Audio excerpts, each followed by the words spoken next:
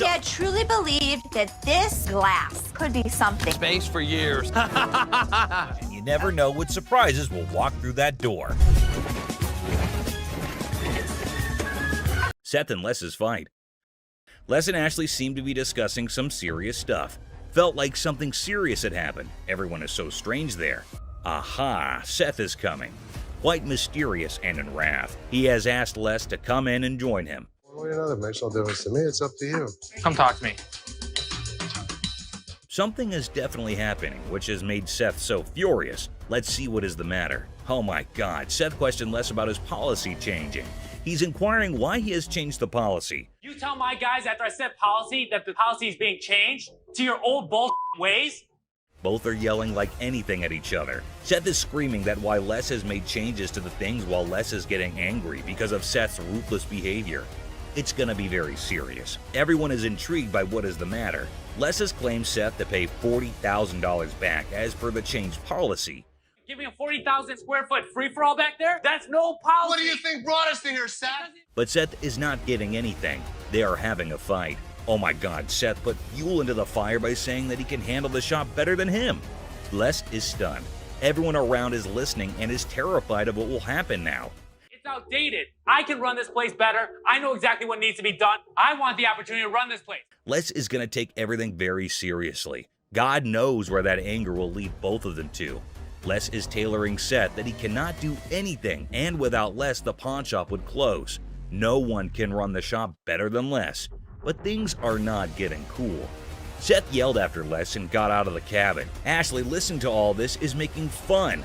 God, it is not that serious. You have no idea what's going on anymore. You need to retire, and I need to take over.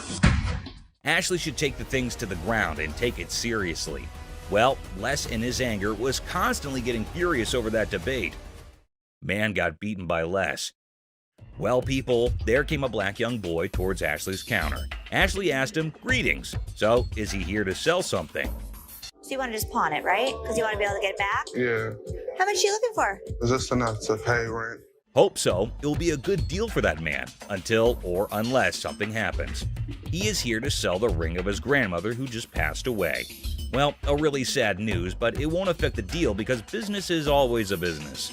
He wants to sell this ring to have some money in order to make some funeral arrangements. Well, whatever the cause is, Ashley checked it out, and to surprise, it wasn't real. Do you have anything else? Because this unfortunately is not real. It is a fake gold, so it can't make money.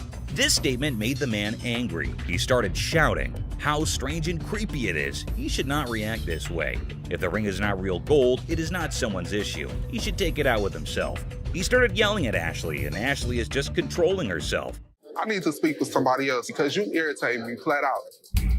She does not want to create some mess, but he's not stopping. I think he wants to insult himself. It will make things go mad. He is extremely screaming and trying to hit her out. That crazy man is calling death. The guard came who held him up and set him onto the floor. He's trying to beat Ashley and getting over her. Don't tell me what to do. Don't put your finger in my face. Well, the guard is keeping him away. Les is here. Matter is gonna be very serious. That man is not understanding the matter, still trying to fight. Guard taking him out of the shop. Les is joined and is getting angry over that man. Les and the guard beat him and get him out. Oh my God, what a fight. That crazy man. Next up, we have a customer who came in trying to sell a sword that was supposedly forged by the famous Yasutsugu family, known for making weapons for badass samurais back in the day. But here's the twist. The seller looked familiar to Corey. It turned out that he had been there before to sell a trophy. You'll be thinking what kind of trophy it must be. Maybe some ancient artifact or something, right?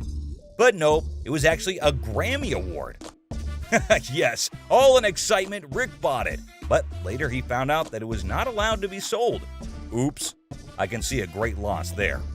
Because of that now, they had to be extra careful before dealing with this sword. They weren't sure if it was a legit samurai sword or just some ninja knockoff. The seller is a lawyer and claimed he had received the sword as payment for his legal work. Pretty cool, huh? Some users are even cracking jokes about why the guy was so willing to sell such a masterpiece. One such comment was he must have been scared of his wife's anger, whose eyes are always fixated on that sword. and if she ever gets her hands on it, she's ready to knock him off. Talk about a dangerous situation. Another user said he got robbed? Well, we have to wait to see the actual plot. Taking the lawyer's word for it, Corey decided to take the risk, and then he went ahead with the purchase, even without having an expert to check its authenticity. I mean, let's be real, that was pretty foolish, right? I mean, who was going to check if the thing was actually legit or not? So they asked the seller how much he wanted for it, and he said $5,000. The buyers were skeptical about its condition and started throwing offers as low as $800. That's a crazy drop. But the seller fought back, saying every bit of that sword is worth the full $5,000. If you're gonna hold my feet to the fire and make me pay as much as I can, it's gonna be $1,500. I'll come down to $2,000. I've got 5 of them right there. The shop wasn't ready to pay that much without knowing more about it, so Corey went up to $1,200. He was trying to get the best deal he could, but the seller didn't budge. They went back and forth until finally the seller settled for Corey's offer of $1,500 just to get Rick off his back for that Grammy thing. After buying the sword, Corey was not at peace and was restlessly waiting for the expert who was out of town during the appraisal. Finally, he got to meet up with Mike Yamasaki, the expert, and Corey explained how he took a shot in the dark and bought the sword without knowing if it's actually worth the money. So, after taking a small glimpse at it, Mike recognized it as a samurai sword and told Corey the history of the sword. He stated that after World War II, around 3 million Japanese swords were taken out of Japan by the occupying forces. In those days, the Japanese warriors, also known as samurai, were skilled professional fighters, and the samurai sword was like their badge of honor. If you didn't have one, no way you could call yourself a samurai, man. Then Mike decided to inspect the sword and took a closer look at it. This is the proper way to take apart a Japanese sword. They've been doing this style for centuries. Well, after the inspection was done, the expert discovered that the sword belonged to a super important samurai with ties to Japan's imperial family, probably from the 5th generation. Now, here was the interesting part. The Yasutsugu family only worked for high-level samurai, and their signature mark, like a logo, was detailed on the handle.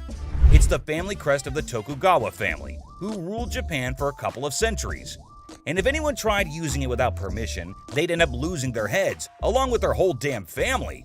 Scary, right? Well, it seemed that the sword had some serious historical value. Now, the big question is, how much is it worth in today's time? After considering the condition, the expert estimated that it can be restored for around $3,000. But here's the exciting part. After the restoration and blade sharpening, Corey could potentially sell it for a whopping $15,000. That's a tenfold increase from what he paid for it initially. So there you have it. Corey took a risk, bought the sword without knowing its true value, and it turned out to be a jackpot. But that was indeed a risky game. But does it always turn out to be luck, or sometimes they just lose everything? Well, we'll see this in the next episode, where a customer from Season 16 walks into the pawn shop, hoping that the shop will take his 1700s Flintlock pistol off his hands. This thing is ancient and looks fascinating for being so damn old. But the funny part, the gun looked puke-colored. Did you do the amazing restoration on it? I did not. Well, let's talk about the history of this gun. Now, the invention of the Flintlock pistol back in 1615 was a total game-changer in warfare. But here's the thing.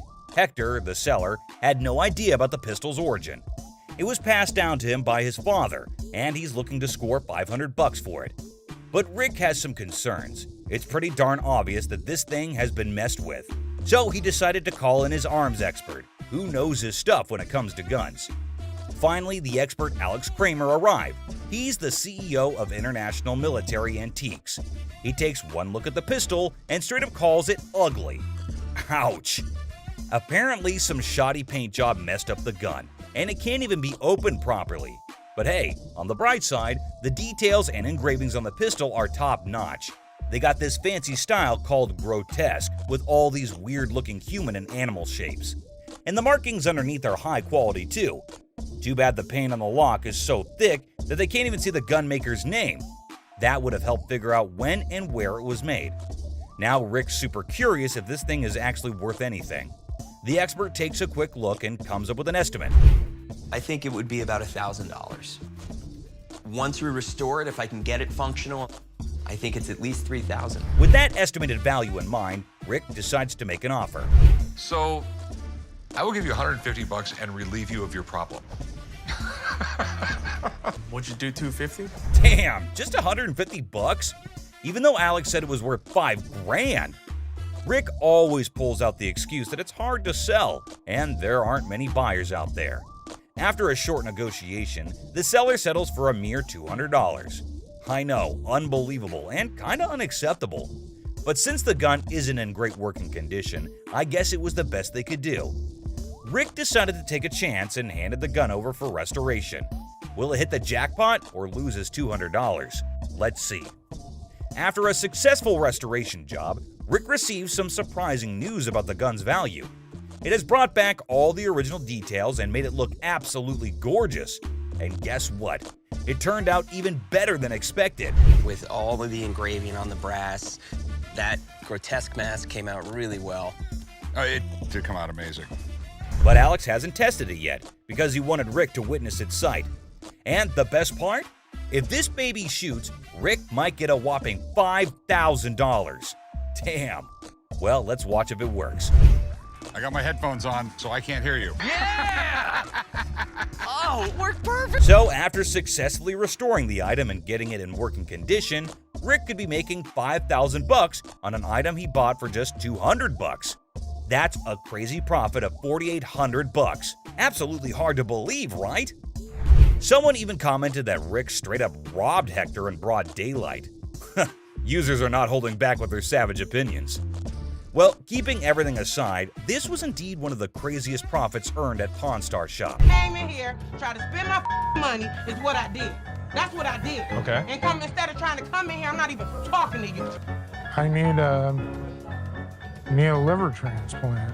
Why? Seriously? They didn't even look at these cards. Sour Patch Kids. The narrative unfolds with the arrival of another customer, visibly intoxicated. The shopkeeper navigates the encounter with a mix of tolerance and assertiveness. The customer attempts to engage in banter, revealing signs of alcohol influence. The shopkeeper, unswayed, maintains composure and subtly addresses the situation, highlighting the challenges of dealing with individuals under the influence. Not even out here trying to get this $30. Not paying on my... $50 for that. Jeff, take him out, please. Better not put it in your car.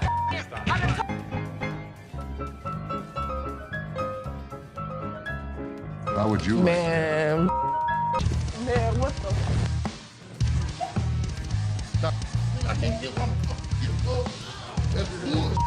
In this segment, a discussion ensues about cards and a potential liver transplant. The shopkeeper encounters a situation where the customer's intentions are unclear. Misunderstandings arise, and the shopkeeper skillfully navigates the conversation. The dialogue touches on humorous elements while portraying the complexity of communication in a retail setting. What, is it, ma'am? Is it? I don't know, you tell me. Man, come on, you the dude with the ponytail? Wife's racking my nuts on the telephone constantly. Got 2 earrings in your ear. Does it matter? Just take it off, put it with mine a little bit, let it get a little bit more weight to it, and go ahead and give me my money. Does that make sense? Right this way. You can't come back. Damn this! Go out my way now! One of y'all touch me! I'll break this. I'm more than happy to go to the ends of the earth for you. When you come in like an ass, you be walked out like an ass. The scene takes a surprising turn as the atmosphere shifts. The shopkeeper reassures the customers that, despite challenges, the store is dedicated to going the extra mile for them. The encounter, starting with tension, concludes with an assurance of excellent service. This final part encapsulates the roller coaster of emotions within a brief time frame, showcasing the highs and lows of customer interaction. Fake earrings. 2 sassy black queens strut into the pawn shop, flaunting earrings worth $350. The seller, bewildered, questions their cash craving. They snap back. How you doing? Good. I'm here to pawn these earrings. Okay. Honey, our financial drama is an Oscar-winning secret. The seller innocently inquires about the swearing, prompting the girl to unleash a verbal firework. Trying to get $350 for them. Why do you need the money? It's none of your business why I need the money. As he fumbles to record the chaos, he realizes these queens can turn from pawn shop patrons to drama divas faster than his slowest sale. Talk about a speedy emotional roller coaster. Why are you swearing? Because you asking me why I'm coming in here to handle my business. In the midst of the jewelry saga, it's a linguistic roller coaster. The seller's ears are bombarded with jewelry, loan me my money, and a kid-beating crisis. What does my sign say? Jewelry and loan. This jewelry, loan me my money. I got to feed my kid. The drama unfolds faster than a soap opera, leaving him nervously counting non-existent diamonds. Talk about a pawn shop sitcom. Man, you getting on my nerves, dog. How'd you get You this? ain't even looked at my Do you know that these aren't real? In the sizzling pawn shop showdown, the women insist their earrings are as real as their sass. The seller, sweating in the Lacote, tries to diplomatically handle the diva duo. It's a battle of bling, attitude, and a heat wave, all under the watchful eye of leather-clad thermometers. Comedy gold. How the you gonna tell me just by looking at my that they not real? They're not real. As the Queen of Sass declares her exit, she throws shade like confetti. Insults rain down, targeting the seller's wrinkled-up hair and questionable fashion choices.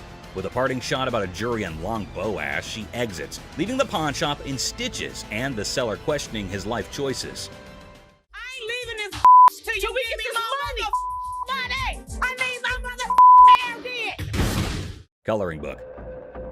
Ashley enters confidently, challenging authority. Seth tries to manage the chaos. Tension rises as they clash, leaving everyone puzzled. Don't come in here thinking that you know everything in your I didn't know you should anything. go off and like run back to Hawaii where you bought that shirt. Unearthed gems, a JFK coloring book from '62, and a Frank Zappa one from '82. Mom's surprise drawer is found. Now, the shop's in for a laugh, unraveling the tale behind these quirky relics.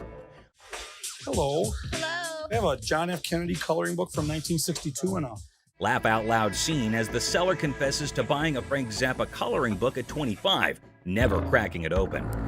Now, with 3 daughters in college, it's a hilarious quest for cash. The quirky relics become the center stage for a funny exchange in the pawn shop. So why do you want to get rid of it since you loved him so much? well, I have 3 daughters in college and I need money. The negotiation dance continues as the seller justifies prices, leaving room for haggling. Tension rises comically as the buyer feels snapped at. The shopkeeper offers a research break, declaring, "I'm not in a hurry," in this pawn shop sitcom starring quirky characters. Okay, do you want to give me some time to do a little research on this, You can or? have all the time you need. I'm not in a hurry.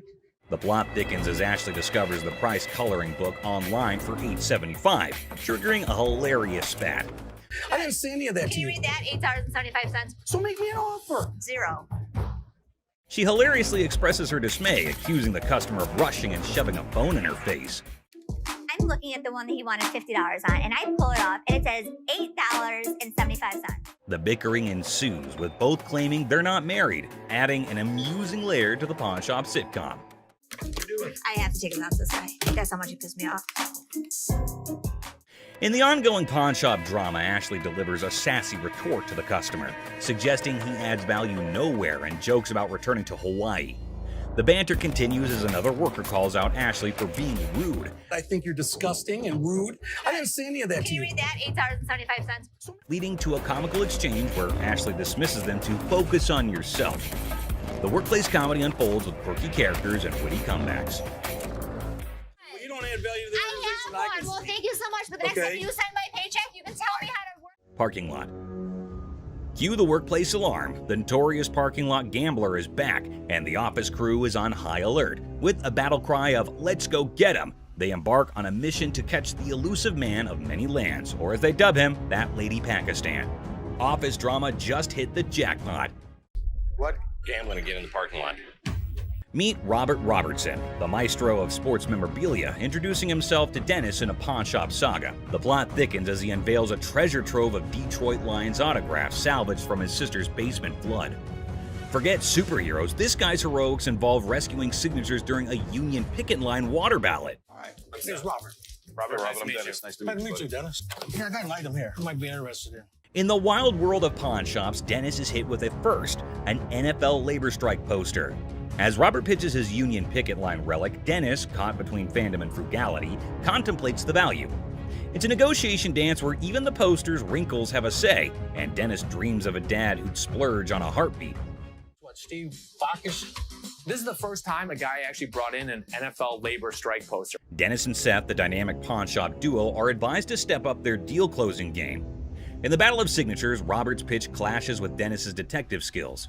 It's a showdown of history versus water stains, where even a tear is more drama than a soap opera. Selling history hard, selling water-stained history a comedic challenge. One just like this mint though, and he got $950 for it. Right. So if that was mint, why would you want $1,000 for this? In this hilarious haggling carnival, the pawn shop pros are on their knees throwing cash offers at Robert for the water-stained NFL labor strike poster. It's a dollar dance-off with Dennis and Seth, and they're juggling 20s like it's a comedy club. In the end, it's 5 20s that win the bid, leaving Robert with a pocket full of paper and the pawn shop crew high-fiving over their historic steal. $75? No way.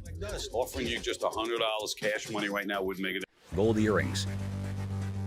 In the golden world of earrings, Ashley and the customer embark on a carrot quest. The earrings sparkle, but the price tag dims the shine.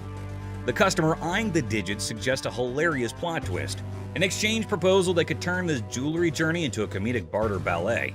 I was looking for some gold earrings. You are in the right department. In the dazzling dance of earrings and dollar signs, the customer flips the script with an exchange proposal. Ashley, the jewelry juggler, contemplates the weight of the situation, hoping those earrings don't tip the scales against her. It's a hilarious jewelry version of Let's Make a Deal, where carrots and comedy collide. Well, what we can do is I can take those and apply money towards these. In the comedy club of carrots, Ashley drops the punchline, a whopping $500 for the desired earrings. The customer expecting an exchange extravaganza faces the reality check. Okay, so what I can do for you today, I can apply $40 towards these. I paid $500 for those. What do you mean? You can't do an exchange? Ashley, the weight wizard, spills the carrot beans, revealing that these earrings are more featherweight than a dieting hummingbird. It's a priceless jewelry negotiation that has the audience and the scales in stitches. Okay, I can't give you $500. Why you can't?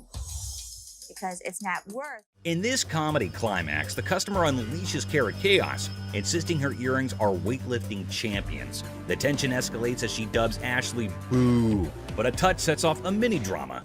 I know how much these cost, boo-boo. Because you scream that they're gonna get you more money, boo-boo.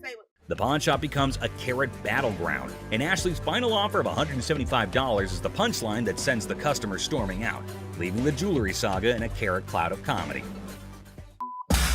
Everybody else good. Pose made you mad. Fake diamond. In this wild pawn shop showdown, two characters storm in like a tornado, armed with an attorney and a demand for $900. The seller, caught off guard, awkwardly requests a card while the attorney seems more like a background dancer in a chaotic legal dance. It's a scene where negotiations are more like a comedy sketch, leaving everyone wondering if they stumbled into a legal circus. I got my lawyer with me. This is wrong. Show me your card. I don't have a card with me. It's my attorney. Customer unveils a questionable earring, claiming it turned his ear into a rainbow. The seller, armed with skepticism and a keen eye, dissects the earring, declaring it a fake diamond disaster. So what do you want to do today? You want me Can to I get figure my money out? back? You want me to figure out why your ear's turning a different color? Is that a real diamond? Enter the legal cavalry. The customer brandishes a lawyer in the name of mismatched receipts and the ear that turned technicolor. It's a jewelry malfunction turned legal circus, and the pawn shop is now the stage for hilarious gemstone saga.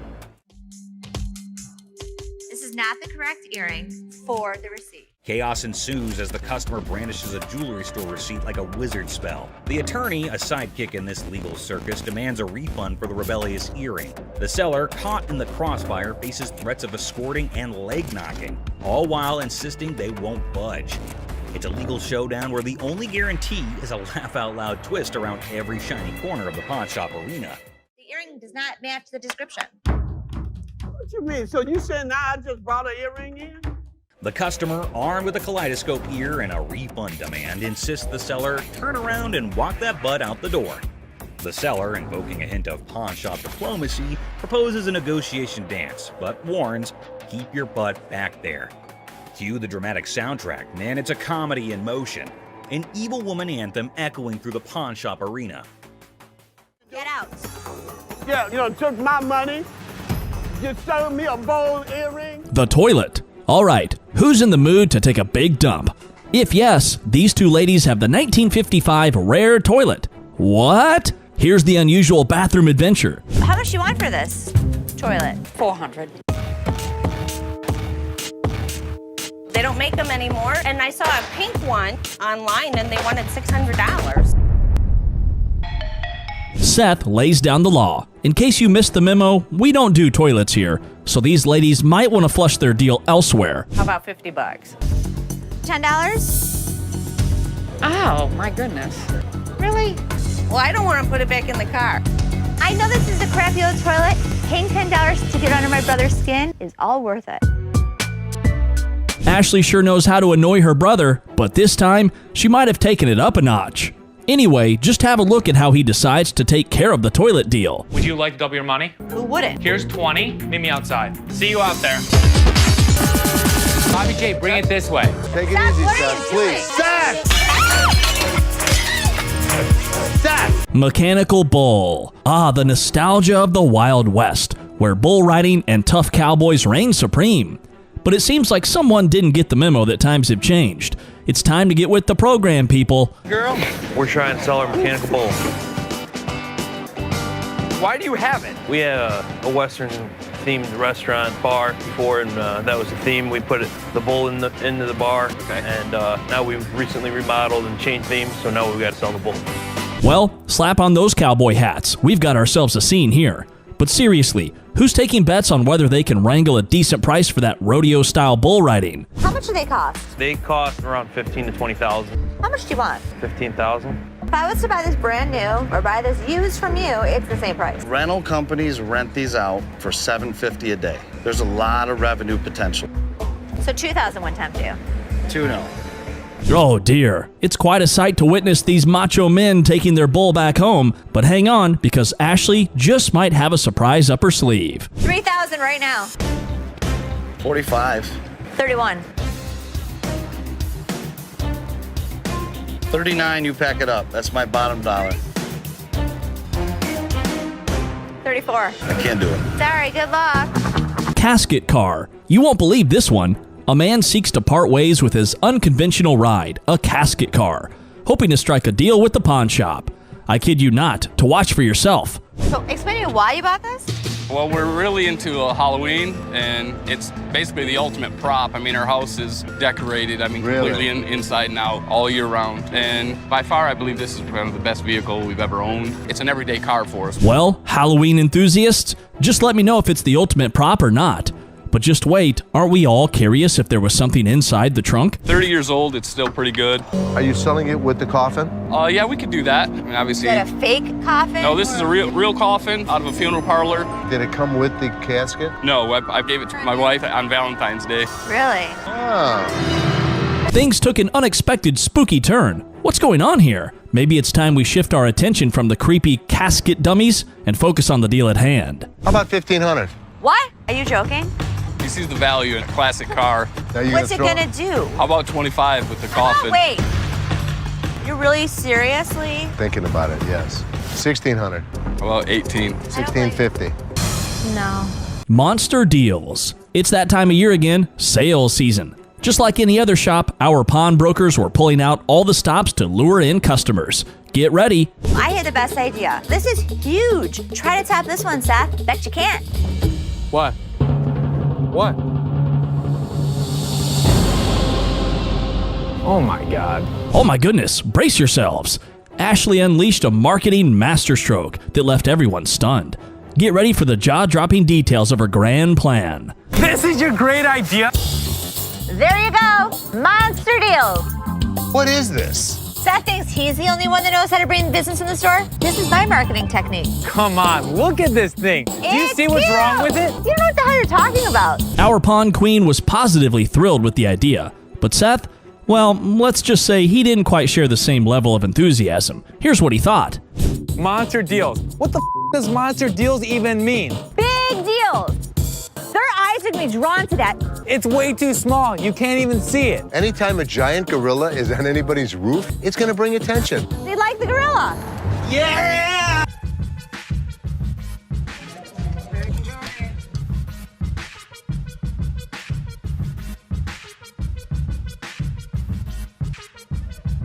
My name is Siobhan. Siobhan, hi, I'm Les. Nice to meet you. Nice to meet you.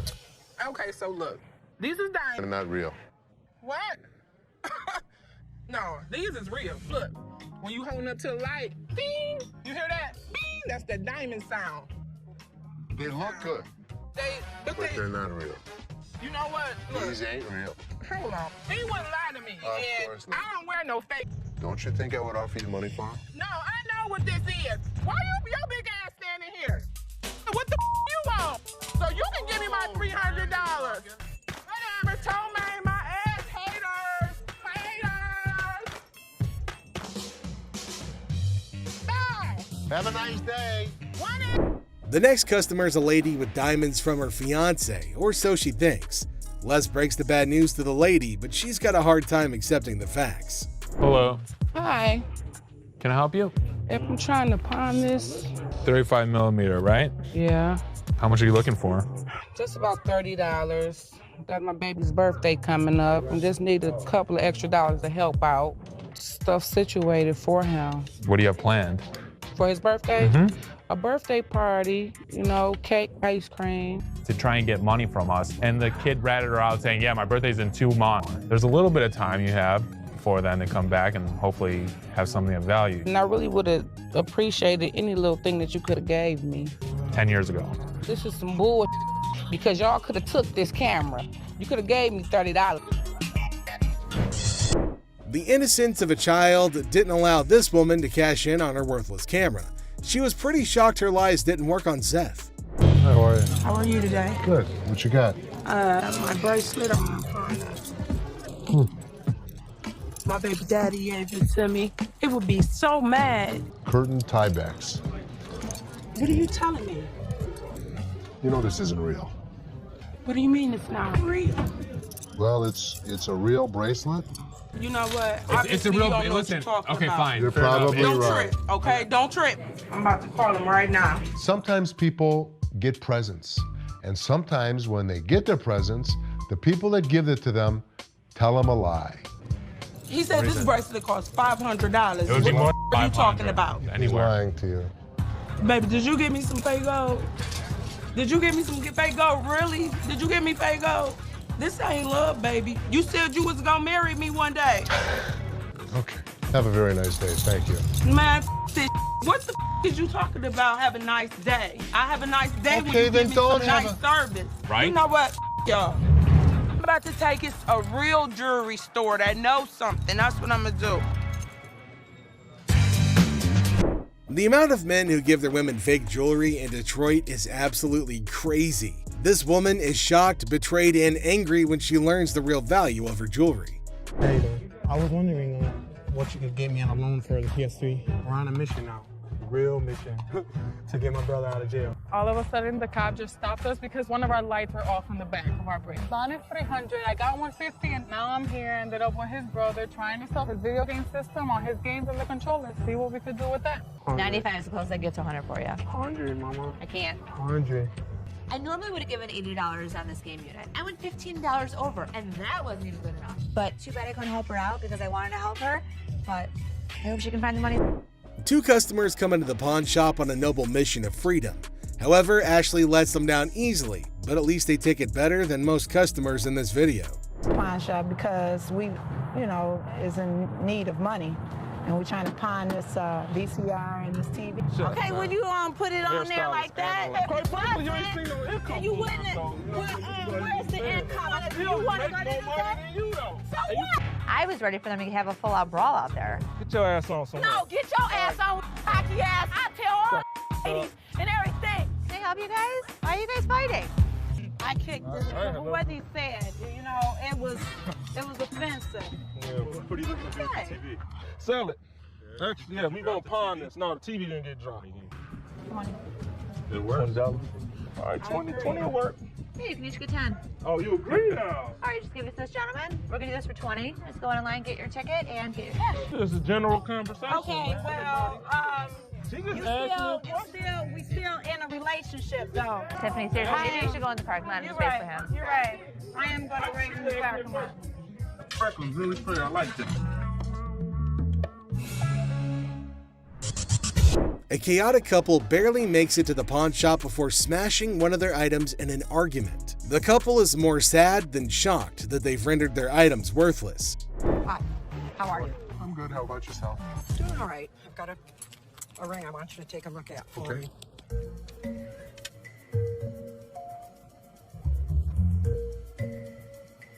You know what it is? They're diamonds. They're not diamonds. That's cubic zirconium and silver. Okay. I'm not interested. I know what this is. I'm telling you, I can't give you any money for it. I know it has value, and I'm really, really upset right now. So, I've worked for an attorney. I know my rights. Don't touch me. You're an idiot. You're an idiot. Oh yeah, what a gentleman you are. Anybody? Woman, what? Get me out of here. Get away. Get away. 4 times she hit me. Randy, 4 times? Why would I not give her money if it was worth it? She hit me 4 times. I thought you were smiling when she was doing that. This woman can't believe her diamonds are actually not diamonds. If you like seeing angry senior citizens, then this grandma's got you covered like a quilt. So, I'm here to sell my yays and stuff. Okay. Cartier. I paid $5,300. For these? Yeah, I overpaid. Uh-huh. They're fashion designer glasses. Really cool gold diamonds. For those particular frames, there's a huge demand, but not for that price. How much you want for these? The lowest I'll take probably like 44. All right, give me 35. You give me 35? 1,000. What you mean? You making too much money now. I sell this stuff cheap, man. Look, I ain't pay 1,000 for these. I know feel you me? didn't. I can feel you. But you don't feel me, you know what I mean? I can feel you. You see how he talking? Talking like a kid and You don't know who the f I Man, am. You don't know where the f I was raised. Like and I you're just said, talking. Well, flat out, man. I ain't leaving, dog. Come on, baby. Young buck. What's up, baby? No, we out. You on that petty shit, dog. That petty ass money you offering. That's why ain't nobody with y'all. You feel me? I feel you. Les is offered a cool pair of glasses, but he knows they're not cool enough to be worth what the customer's asking. The customer doesn't take the news well at all. Last but not least, we get this other dude who goes absolutely bonkers. But here's the kicker. It's not about something he wants to buy or pawn. Now, you might be wondering, what on earth set him off then? Well, keep watching to find out. Hey, how you doing? I'm here to buy an engagement ring. So, no kidding, this guy is actually here to buy an engagement ring. Whoa, that's some exciting news, isn't it?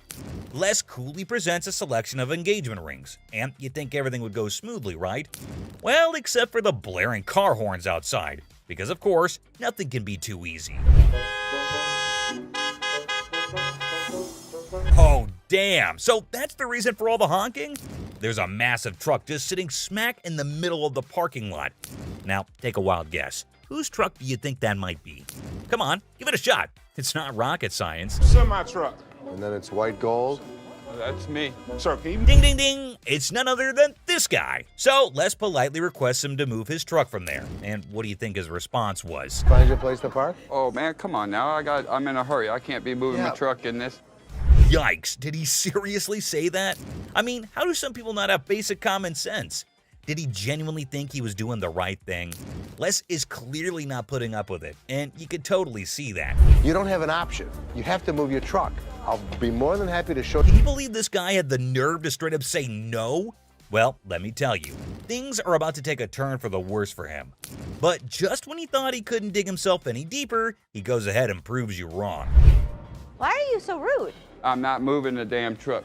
Byron, take over. Well, obviously he's about to get kicked out, and trust me, you gotta watch this. It's absolutely hilarious. Move the truck. Come on, man. That's wrong, bro. Next time, parking on the freeway. This dude should be totally embarrassed about his behavior. And oh boy, he didn't stop there. He just kept on going. And the last straw was this. Move your truck! Silver Surfer. Oh, guess what? We've got a bona fide comic enthusiast here. Big surprise. Like, who isn't, right? Well, this guy's taking his passion to a whole new level. Feast your eyes on what he brings in. That's the Silver Surfer. Silver Surfer. Life size. Tell me about it. Well, this was a display for the Fantastic Four Rise of the Surfer movie. They made 1,500 of these, and plywood board. It is wrapped in a vac metal plastic wrap. Oh, what a shocker. It's a collector's item. But hold up emotions, people, because it's got a price tag. I'm not sure if the experts are going to agree. Well, online, these things go for $3,000. Actually, Silver Surfer was voted in the top 50 recognizable comic book heroes in America. I mean, I really went $2,000 for it. I am willing to buy this from you for $500. Hey, genius. If you're after that dream price, maybe hit up a comic store. Selling your treasure trove at a pawn shop? Yeah, real brainiac move here, buddy. 900 bucks. That's it. Think I'm gonna have to walk. All right, well, it was a pleasure. We're gonna go surfing on home. See you later. Custom-made electric chair.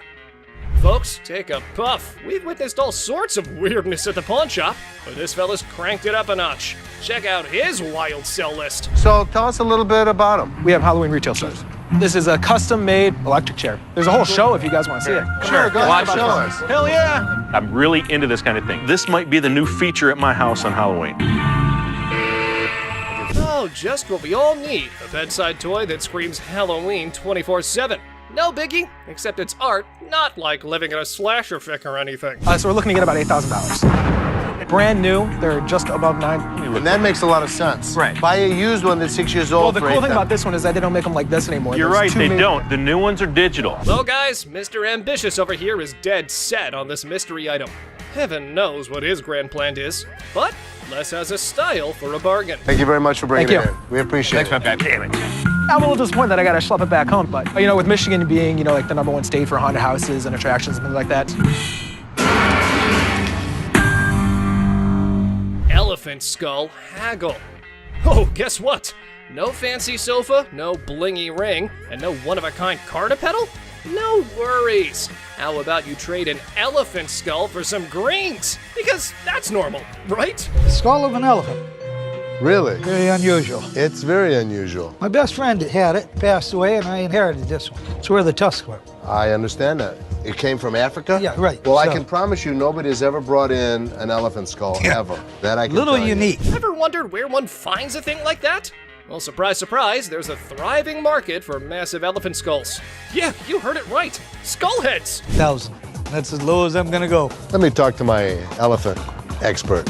Africans are buying now for $2,300 and the Asians are $1,900. The good part was, it's worth the money. There is a demand for elephant skulls, but I'll be damned if I'm giving it away. Okay, peeps. When Les locks onto something, prepare for a solar eclipse, because he's not releasing his grip. Anyway, there's a plot twist in this pawn shop drama. I got $700 bills waiting for you. $750. $700. And if you think it's worth $50 for you to schlep it home, It isn't. Schlep it. It isn't. Schlep it. I'll give it to you for $7. You got a deal. Thank you very much. Thank Come you. right over Thank here. you. We'll Thank take you. care All of right. it. All right. Yeah. Mark, thank you. Bone Rattler. Okay, people, the granddaddy of speed in the house. Ready to snatch up a drag racing car from the pawn shop? Who knew shuffleboard was just a warm-up? This guy is an expert. He knows all about drag racers. So does Jeff. Jeff is my jeweler, but he's much more knowledgeable with engines than I am. The guy that sold it to me said it cost him $85,000 to put it together. Probably clipping along at about 250 miles an hour. Fire this puppy up. I don't know how to start it. Gather around, youngsters. We got a drag racing sage here, boasting a mere 30 years under his belt. So the wisdom dump is here, as he schools the pawn shop owner. You know how to start him? Sure. I knew you did. How long have you been racing dragsters? For about 30 years. Oh. You ready for this? I'm ready when you are.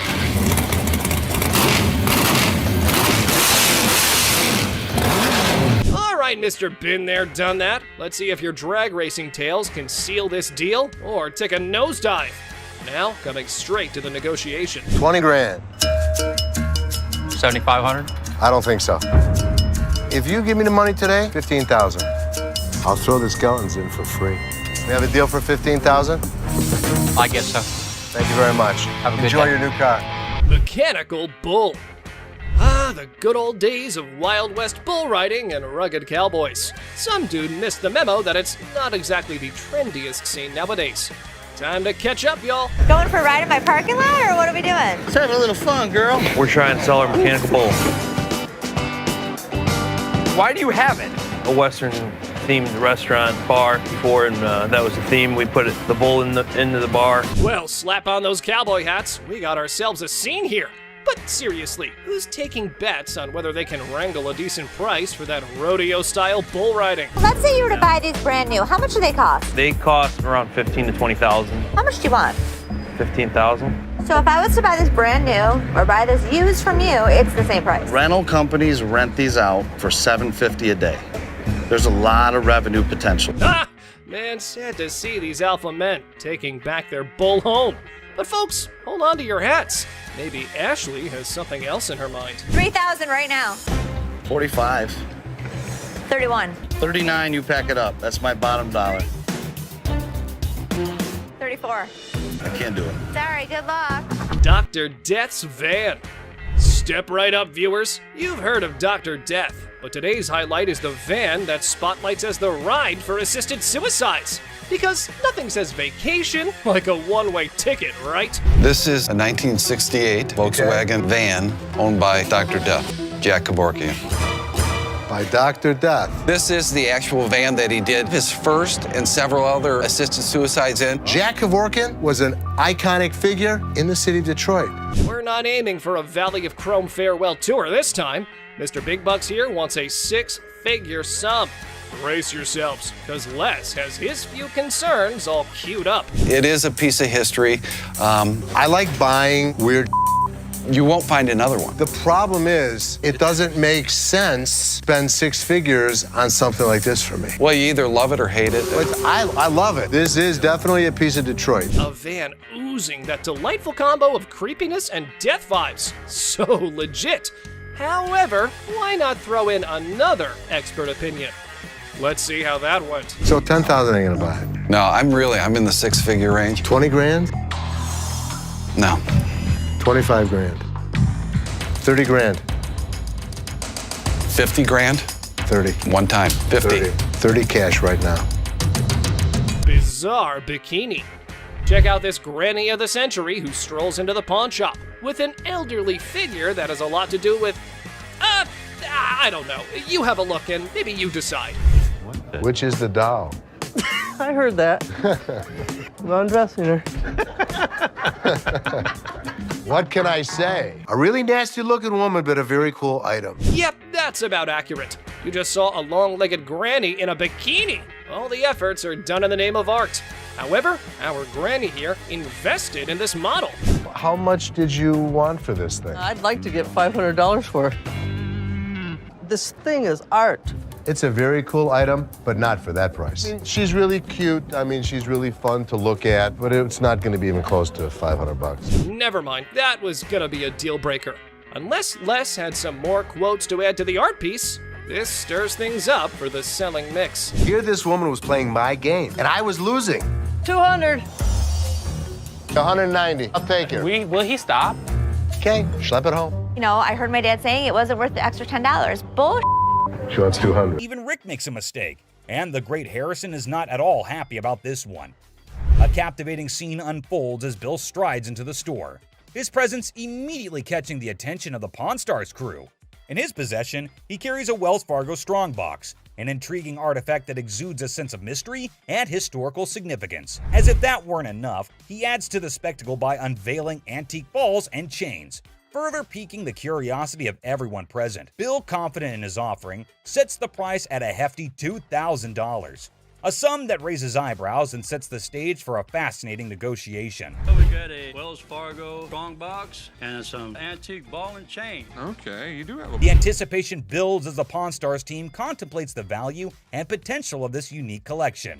Will they be able to strike a favorable deal that satisfies both Bill's expectations and their own interests? With his vast knowledge and years of experience, Rick's expertise comes to the forefront as he steps into the bargaining arena. Determined to navigate the deal without relying on external advice, confident in his abilities, he draws upon his extensive understanding of historical artifacts and market trends to assess the true value of Bill's offering. Rick's sharp mind is like a well-honed tool, dissecting the details and uncovering the hidden gems within the collection. As the negotiation unfolds, his eloquence and persuasive arguments come alive, revealing a masterful display of wit and intellect. Rick's knowledge becomes a formidable weapon, allowing him to strike a delicate balance between fair pricing and maximizing the potential of the transaction. It's a testament to his experience and a showcase of his ability to thrive in the world of bargaining, showcasing the power of a sharp mind in the pursuit of a favorable deal. What exactly welded. See how these have arcs from an arc welder? Sure, okay. Okay, and my other big concern? As Rick utters the phrase other concern, a flicker of suspicion dances in his eyes, indicating that there may be more at play than just the handcuffs. His discerning gaze scrutinizes the items within the Wells Fargo strongbox, sensing something amiss. What could it be? A forged antique? A replica masquerading as a genuine artifact? The anticipation mounts, and the negotiation takes an unexpected turn as Rick dives deeper into his investigation. Determined to unveil the secrets concealed within the box, Rick further adds that the box might actually be real, but the stuff in it is absolutely not, so that made him a little concerned about it, to which the man explains that the stuff was not in the box. He just kept it all in there. You always see a Wells Fargo strongbox in an old Hollywood Western, so this will definitely get a lot of interest from collectors. The bargain started at $1,200, but hey, we know Rick. He is damn good at bargains. He finally sealed the deal at $450. But obviously, we need a piece of expert advice over here. Mark, the man with all his knowledge and his beard, is called back to the store. Have you already bought this? That sounds bad. Mark further tells Rick the bad news. It was a complete fake. Damn it, Rick. Looks like Harrisons get pissed off on this show, but hey, another day, another lesson to be learned, right? Kicking off with this episode, which is sure to give you quite a jolt. Hey, how's it going? The episode just starts with a casual conversation between Rick and an old man. But look what he's got. Yes, my friends, you just laid eyes on an 1884 Colt that was used in the Wyoming Range War, also known as the Johnson County War. Goes with it. There's nothing like a good book after a good shooting. That's what I always say. And not to forget the book that comes with it. I mean, you gotta keep the rare flock together. Rick, as usual, begins his quiz, asked a whole lot of questions before investing his money into something that a normal person would have bought in a heartbeat. So how exactly did you get the gun? My father got this from the great-great-granddaughter of Fred Koch. Are these many questions ever asked while I go to sell something antique? Maybe. How would I know? I've just gone to the shops to buy something, never to sell anything. But wait, it seems like he practiced it the whole night, answered all the questions like a pro. That man did better than the rest of us would do in our lives. Tough college times. Wait, what did my eyes just witness? Rick narrating the whole Wyoming Range War story. Basically, large cattle barons feuding with really small cattle ranchers. The small guys were stealing cattle. It felt like a whole history lesson to me. I must say, Rick does have some insane knowledge about antiques. The way he narrated the whole thing was nothing less than an informative history class. Not gonna lie. Moving further, we see Rick's intelligence as he checked all the details provided on the document just like a professional would. This is a 45 caliber. This is a 45 caliber. It's a 5.5-inch barrel. That's a 5.5-inch barrel. With this line, when you throw on a personal story that actually ties a cowboy to a gun, that's the kind of thing collectors love. I can see he clearly knows how to hit the proper note. But when you throw in a personal story that actually ties a cowboy to a gun, that's the kind of thing collectors love. Without a second thought, the man quoted $55,000 for the gun. What do you think? Are Rick and the old man on the same page? Well, for you to know that, you have to continue watching. I'd like $55,000. $55,000? And obviously, before getting such a huge amount out of his pocket, he wanted a second opinion on the matter, for which he called an expert. Get someone down here, he'll tell me if it actually belonged to this guy. To be honest, I really don't get it. How can one identify if it's original or fake by just looking at some words written on a piece of paper? Anyway, who am I to say anything? What we have here, it's really hard to make that connection. Some facts were served right there. Like clearly, who else if not Rick would know more than for how much something like that goes in his shop. And you know, Pawn Stars is all about who bargains best to make the most profit. So let's see who gets to cut the cake tonight. And just when he thought things couldn't get crazier, Rick dropped the price and set his bet to $1,500. And all that effort went to waste right in front of your eyes. Yeah, I'm just not gonna be able to do that. I think maybe I'll see if I can maybe get some more provenance. That was pretty obvious. No one would want to sell an antique for this measly amount of money. Definitely not a very profitable deal. And with that deal went flying Rick out of Rick's hands. But in this next episode, this person walks in with a really interesting gun. But how interesting? You're about to find out. Yeah, it's like something James Bond would wear. Yeah, right. You just saw that, huh? But that's not out of a James Bond movie. That thing is as real as it gets. What can I help you with? I'm here to sell my ring pistol today. Well, you know how a gun never stays in the shop for long, be it whatever shape or size. But this thing is something I've never seen or even heard of before. Have you ever seen a pistol ring? Boy, you're looking at it right now. This is something definitely worthy of adding to the antique collection list. Come on, you have to agree with me. Everything about this pistol ring is antique, from loading it to the trigger to its hammer. This thing is a killer. Literally. You know what? If I ever went undercover on a mission, I would definitely carry this cute little devil. James Bond, we just found your vibe, and I know Rick would agree with me too. Yeah, that man seems very particular about the price he's going to ask for that dangerous ring. I'm looking to get $9,000. I'll use it to buy some of the things I collect more often. I personally would wear that ring everywhere. It's an all-in-one combo, kind of a hidden treasure who can double up like your personal bodyguard. It's unreal how cool this thing is. But hey, did Rick just contradict me? Wear them just for fashion. Damn. Rick has got a good sense of humor, not gonna lie. Seriously, getting hit by that mini pistol ring would definitely hurt your ego hard, man. It's also seriously a gun. I mean, it would really hurt getting shot with this thing. And oh, I kid you not when I say that the man clearly did his homework right. He literally asked for $9 grand in the blink of an eye. I mean, that piece truly is a showstopper. But that expensive? Damn. A $9 grand. They're pretty rare. So what happened is that the deal took an intense turn, and Rick, being the smartest in this show, had to prove it. So before finalizing the deal, he wanted a bit of expert advice. I mean, that's always better than regretting later, right? So let's see what the expert had to say about this antique pistol ring. The European gunsmiths, they were making all kinds of little weird things. This is the Imperial Protector. Basically, looks like this tiny mean machine has taken down quite a few people in the past. So it must cost a bomb. But let's hear it from the expert himself. For $11,500. Okay. Thanks, Tony. I really appreciate it. Whoa, I never expected that. $11.5K? That's crazy.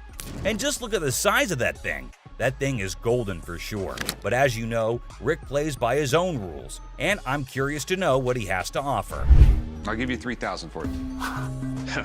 No, can't do it. Okay, so Rick is trying to settle the deal for $3 grand. But bro, that's like not even half the price the seller asked. Do you think the man will accept the offer? For someone who knew a great deal about the pistol ring, I don't think this man is gonna budge. But Rick wasn't ready to give up or give in as yet. So, do you think they'd both settle on the same grounds? Who do you think is going to win this round? Well, let me put your anxiety to rest, for here comes the moment you're waiting for. As amazing as this thing is, I'm sorry, I just can't do it. And just like that, Rick missed the chance and saw the extraordinary collector's pride walk right out of his door. But what happened in this next episode is even crazier. Working with an instrument maker and got really, really interested with the harmonica. You know how music instruments can be great collectibles. In which case, what do you think about an ancient instrument that has an emotional connection to it? Does it help double up the price? Well, I don't know about you, but I have never seen a shining gold M Hohner harmonica. We've all played a harmonica once in our lives. Right, we have. And we thought we were good at it. So for those of you who don't know who Matthias Hohner is, here's a quick history lesson for you. Hohner was a trained watchmaker born in Germany. And his company, Math Hohner AG, is the oldest and largest producer of harmonicas in the world. If you want to know more about this masterpiece, here's Rick for you. So apparently the watchmaker was so blown away by the piece that this is what happened. So he saw the writing on the wall, but he was also working with an instrument maker and got really, really interested with the harmonica. Rick's knowledge never fails to amaze me. There's no question that he is a master of his job, and his trade skills are even better. But is this going to be a jackpot or a lost cause?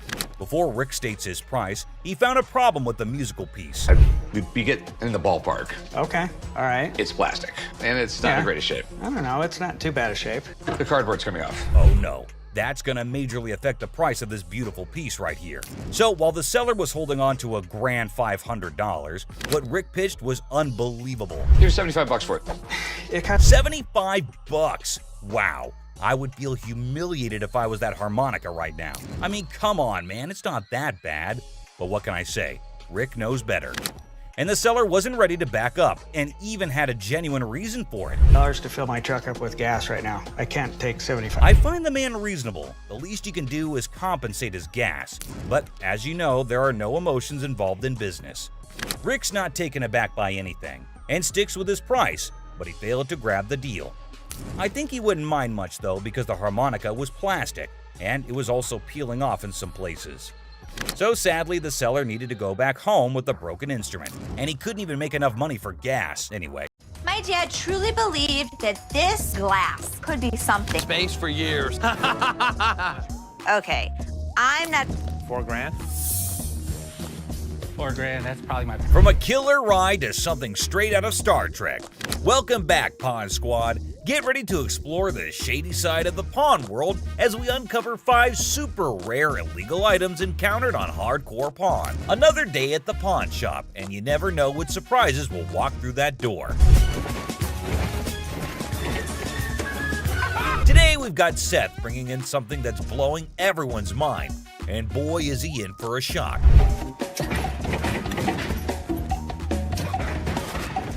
Our friend Penny rolls in with a rare 83 T-top Cutlass, Lowrider frames, and a fully customized beauty. Whoa, whoa, whoa! This is the stuff dreams are made of. These babies are like finding a needle in a haystack these days, and you can see Seth's eyes light up with excitement. Easy there, Seth, don't get too carried away. We see all types of old cars come through the store. Does it do the 4-wheel hop? It could if you wanted it to. This amazing car is decked out with 4 switches and can hop up to 72 inches in the front. And guess what? If you're up for it, it can even do a 4-wheel hop. Talk about a versatile ride. If you wanted it to, sure. It's equipped to. But it's very rare we see a tricked out car that actually jumps off the ground. This car is the real deal, folks. It's got all the bells and whistles you could imagine. How often do you come across a fully equipped ride like this? Seth can't help but admit that it's incredibly rare to see a car that's not only fully customized, but can also jump off the ground. He can't resist showing off, telling us about the car's 4 hydraulic pumps and a whopping 14 deep cycle batteries. More batteries mean more power, right? Seth and his buddy can't resist the temptation to hop in and experience it firsthand. And let me tell you, they are having a blast.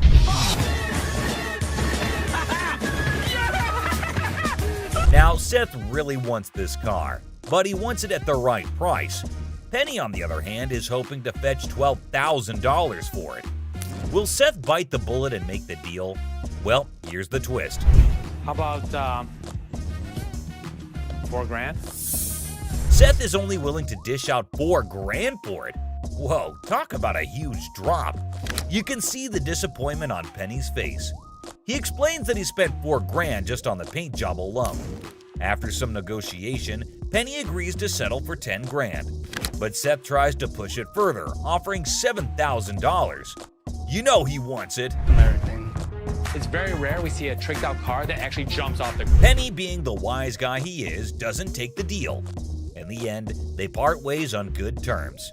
Well, folks, let's hope Penny finds another buyer who's willing to meet his price for this fully customized car. It's always a thrill to see unique items like this in the pawn shop, and who knows what will come through those doors next. Stay tuned for more pawn shop adventures, but here comes another gem-filled day at Les's pawn shop. It's a waste of time, Dad. You'll see. We have a woman who's brought in some stones she discovered at her late grandmother's house. Her goal? To gather enough cash to cover her dear grandma's funeral expenses. Poor thing, she's not quite sure about the value of these stones and is expecting to receive a modest sum for them. Younger. How much did you want for these? Anything would help, like $50 or $100. Enter Ashley, who wants to assist but has serious doubts about the authenticity of these gems. On the other hand, Les is a big softy who sees potential in these stones and wants to help the woman out. What? It's a waste of time. This could be custom jewelry. Yeah, it could be, but I think some of these are... Now, Ashley isn't on board with Les's plan. Talk about family drama. She's doing her best to convince Les that this is a complete waste of time. But Les has something up his sleeve. He's arranged for a gem expert to come in and assess whether the stones are genuine or not. And let me tell you, what unfolds next is nothing short of astonishing. Brace yourselves, folks. Holy... Oh my God. These stones turn out to be the real deal. Crystal's life is about to take a major turn. All the stones, except for one, turn out to be plain old glass.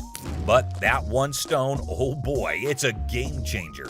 It's a rare Burmese ruby worth a whopping $10,000. Les's hunch was spot on, and boy does it pay off. So we'll be able to give you $10,000. Crystal can hardly believe her luck. She's ecstatic and still pinching herself to make sure it's real. And you know what? Les deserves a round of applause for his intuition and faith in those stones. Well done, Les. It just goes to show that sometimes you can stumble upon hidden treasures in the most unexpected places.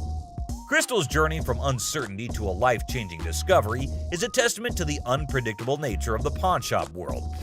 Who knows what other surprises await us in the future? Stay tuned, folks, because the adventure at Les's pawn shop is far from over. Hold on to your seats because this next guy is about to unleash some of the rarest goodies on the market. 5, 6. Brace yourselves, space geeks, because this is gonna blow your mind. So this guy rolls up with a bunch of crates, and let me tell you, the anticipation is real. Got a couple things. I have some Star Trek things, and I also have things from NASA. He's got some seriously cool stuff from the Star Trek universe, and even NASA. I mean, come on, that's pretty awesome. It's clear that this dude is a space enthusiast through and through, and his collection is off the charts. Honestly, it's a total flex. Like seriously, you gotta take a look at this thing. This is all the kind of stuff that you're into. Now, here's the kicker. Ashley confesses that she and her brother aren't exactly die-hard Star Trek fans. But guess what? Every time they get anything Star Trek related in their shop, it flies off the shelves. I'm not a Trekkie girl, my brother's not a Trekkie guy, but when we get Star Trek stuff in here, it flies off. Talk about a lucky break, huh? This guy managed to gather all these valuable items from various Star Trek conventions across the country, thanks to his gig as a truck driver. Talk about dedication to the cause. But wait, it gets even better. He pulls out this kit from Paramount Studios, which is a seriously impressive piece in his collection. To give to radio station to run ads for the show. It's an authentic set that was sent to a TV executive when Deep Space Nine first hit the screens. Now that's some next level stuff right there. You can't help but appreciate the sheer coolness of it all. Here's the catch though. All this awesomeness comes at a price, and Seth, our shop owner, is taken aback by the asking price. This was $1,000? Yes. Wow. $1,000? Yes. Why? Why is that so Because much it's fun? custom built and it all lights up and works. The guy wants a whopping $1,200 for everything, unless ever the savvy negotiator tries to bring it down to $700. It seems like a stalemate, but fear not, because Ashley steps in with her clever thinking. After some intense back and forth, Ashley manages to strike a deal. 7, 800. She works her magic and secures all these incredible items for just $800. Can you believe it? Talk about a happy ending. Everyone walks away satisfied. The customer gets a fair price, and our shop owners have some killer new additions to their inventory. Who knew that a truck driver with a passion for Star Trek could bring so much excitement to our little shop? It just goes to show you never know what surprises are waiting around the corner. I kid you not. This next guy just pulled up with a true gem. Checker taxi cab. I don't know about the original miles. Meter still. Can you even fathom it? It's none other than a 1982 checkered cab. Whoa, now that's what I call antique. Take a gander at this beauty. It's in remarkable condition. It's evident that the owner showered this car with lots of love and care. Kudos to him. Did you call for a cab? Did you call for a cab? Now, hold on to your hats because there's more to this story. Our daring duo, Les and Seth, decided to peek under the hood. Lo and behold, their jaws dropped. Look at that thing purr. Don't you lose money because you get there quicker? And it all goes... The engine looks splendid, almost brand new. How cool is that? But wait, there's a fascinating tidbit about this cab. Back in the day, they used to write the rates right on the taxi door itself. Talk about genius. This way, the rates were fixed, making it easier to attract customers. It's a shame we don't see this kind of thoughtful detail nowadays. The door. Did you see the rates on the door? Yeah, I did. The shut up one is one I like. And guess what? This car enthusiast doesn't just have one of these incredible cabs, but a whopping total of 4. 4, my friends! And out of all his prized possessions, he decided to part ways with one and sell it to this very pawn shop. As long as the price is right and it's in good condition, we can make a profit. Boy, oh boy, Les and Seth should count their lucky stars. Now brace yourselves for the asking price. This customer is seeking a jaw-dropping $10,000. Can you believe it? Les, being the inquisitive one, questions the reason behind such a hefty sum for what seems to be a mere antique car. Sensibly, Seth suggests that the customer take the car for a spin, just to ensure everything is running smoothly. Perhaps then they'll be able to negotiate a fair price. Good thinking, Seth.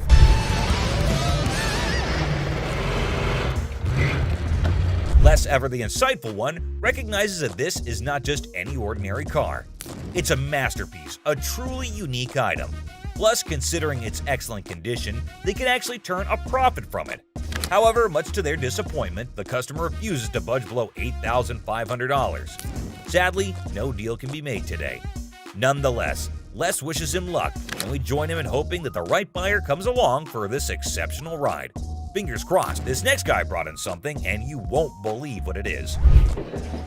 You want $950? This guy walked in all eager to sell something big, and boy did he deliver. When he unveiled the item, everyone's jaws hit the floor. Well, I hear you guys buy silver. We do. That's a Silver Surfer. I'm talking about a life-size Silver Surfer from the Fantastic Four. Can you believe it? This thing is massive and made entirely of silver. It's a sight to behold. Now, let me fill you in on the backstory. This customer explains that this Silver Surfer was actually a display piece for the movie Fantastic Four: Rise of the Silver Surfer. They made a total of 1,500 of these bad boys. Can you imagine? But here's the kicker. Is it actually silver? This is literally just a regular mannequin and plywood. The customer reveals that this is just a regular mannequin covered in a vacuum metal plastic wrap. He actually got it from a movie theater where he used to advertise. And get this, he owns his own comic book store. I advertise that, and I own a comic book store. I said, and that's how he managed to convince the set designer to let him take it home. And the next day, it was proudly displayed in his shop for the next 5 years. Talk about a cool collector's item. Now hold on to your seats, because things are about to get interesting. This guy is asking for a whopping $2,000 for the Silver Surfer. And let me tell you, he seems pretty darn adamant about it. Like, take a look at this. I want $2,000 for it. Why? Ashley, always the one to ask the tough questions, wonders why it's priced so high. The customer confidently explains that outline. It's actually valued at $3,000, and he wants a fair price for it. Oh, and here's a fun fact for you. The Silver Surfer was actually voted one of the top 50 most recognizable comic book heroes in America. Pretty cool, huh?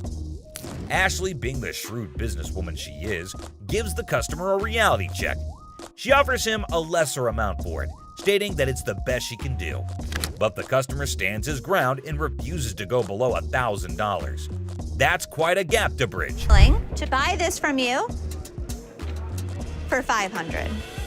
But then in comes Seth, our resident genius manipulator. What he does next and how he convinces the customer will truly shock you.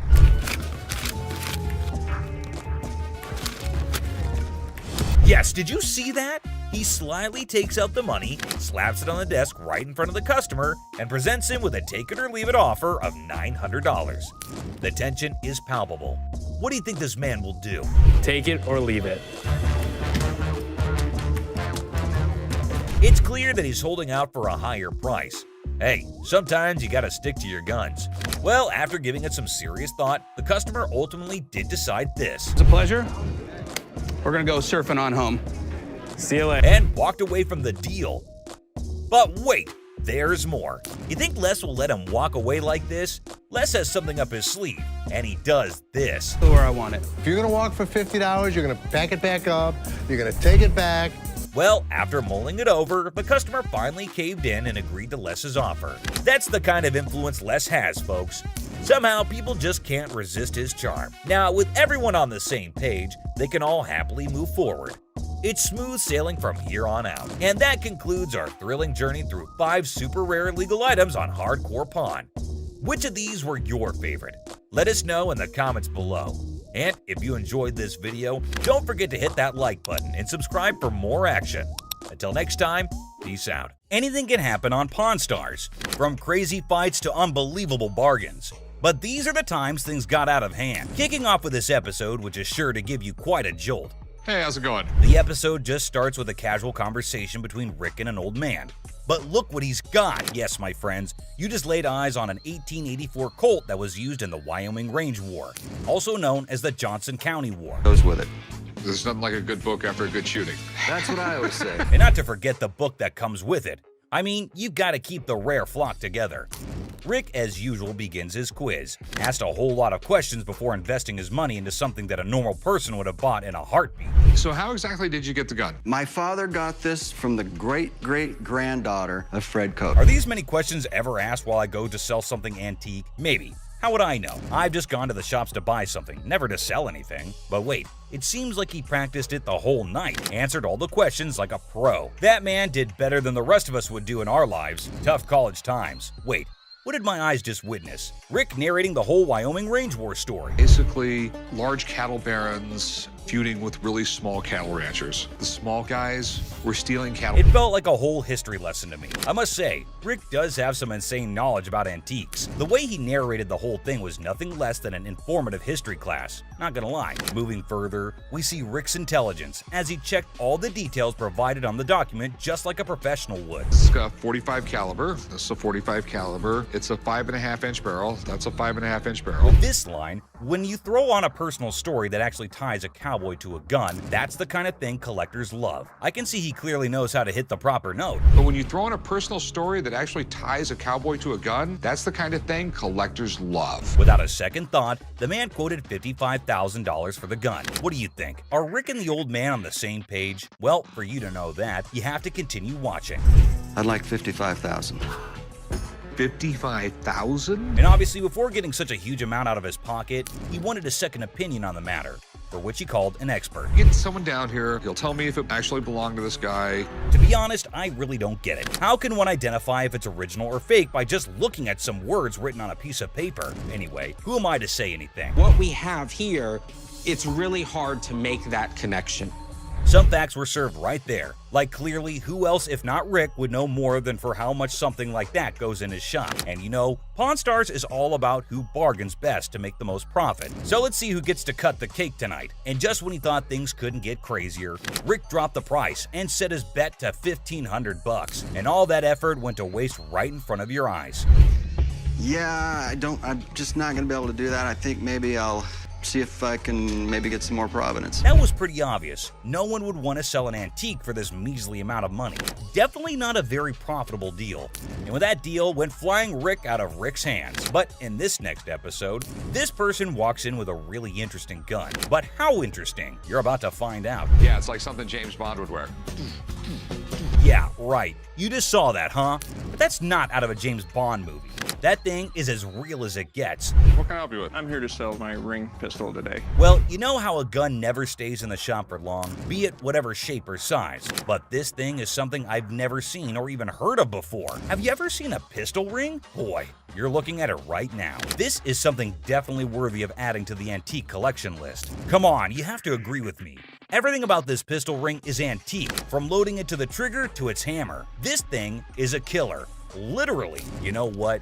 If I ever went undercover on a mission, I would definitely carry this cute little devil. James Bond, we just found your vibe. And I know Rick would agree with me too. Yeah, that man seems very particular about the price he's going to ask for that dangerous ring. I'm looking to get $9,000. I'll use it to buy some of the things I collect more often. I personally would wear that ring everywhere. It's an all-in-one combo, kind of a hidden treasure who can double up like your personal bodyguard. It's unreal how cool this thing is. But hey, did Rick just contradict me? Wear them just for fashion. Damn. Rick has got a good sense of humor, not gonna lie. Seriously, getting hit by that mini pistol ring would definitely hurt your ego hard, man. It's also seriously a gun. I mean, it would really hurt getting shot with this thing. And oh, I kid you not when I say that the man clearly did his homework right. He literally asked for $9 grand in the blink of an eye. I mean, that piece truly is a showstopper. But that expensive? Damn. A $9 grand. They're pretty rare.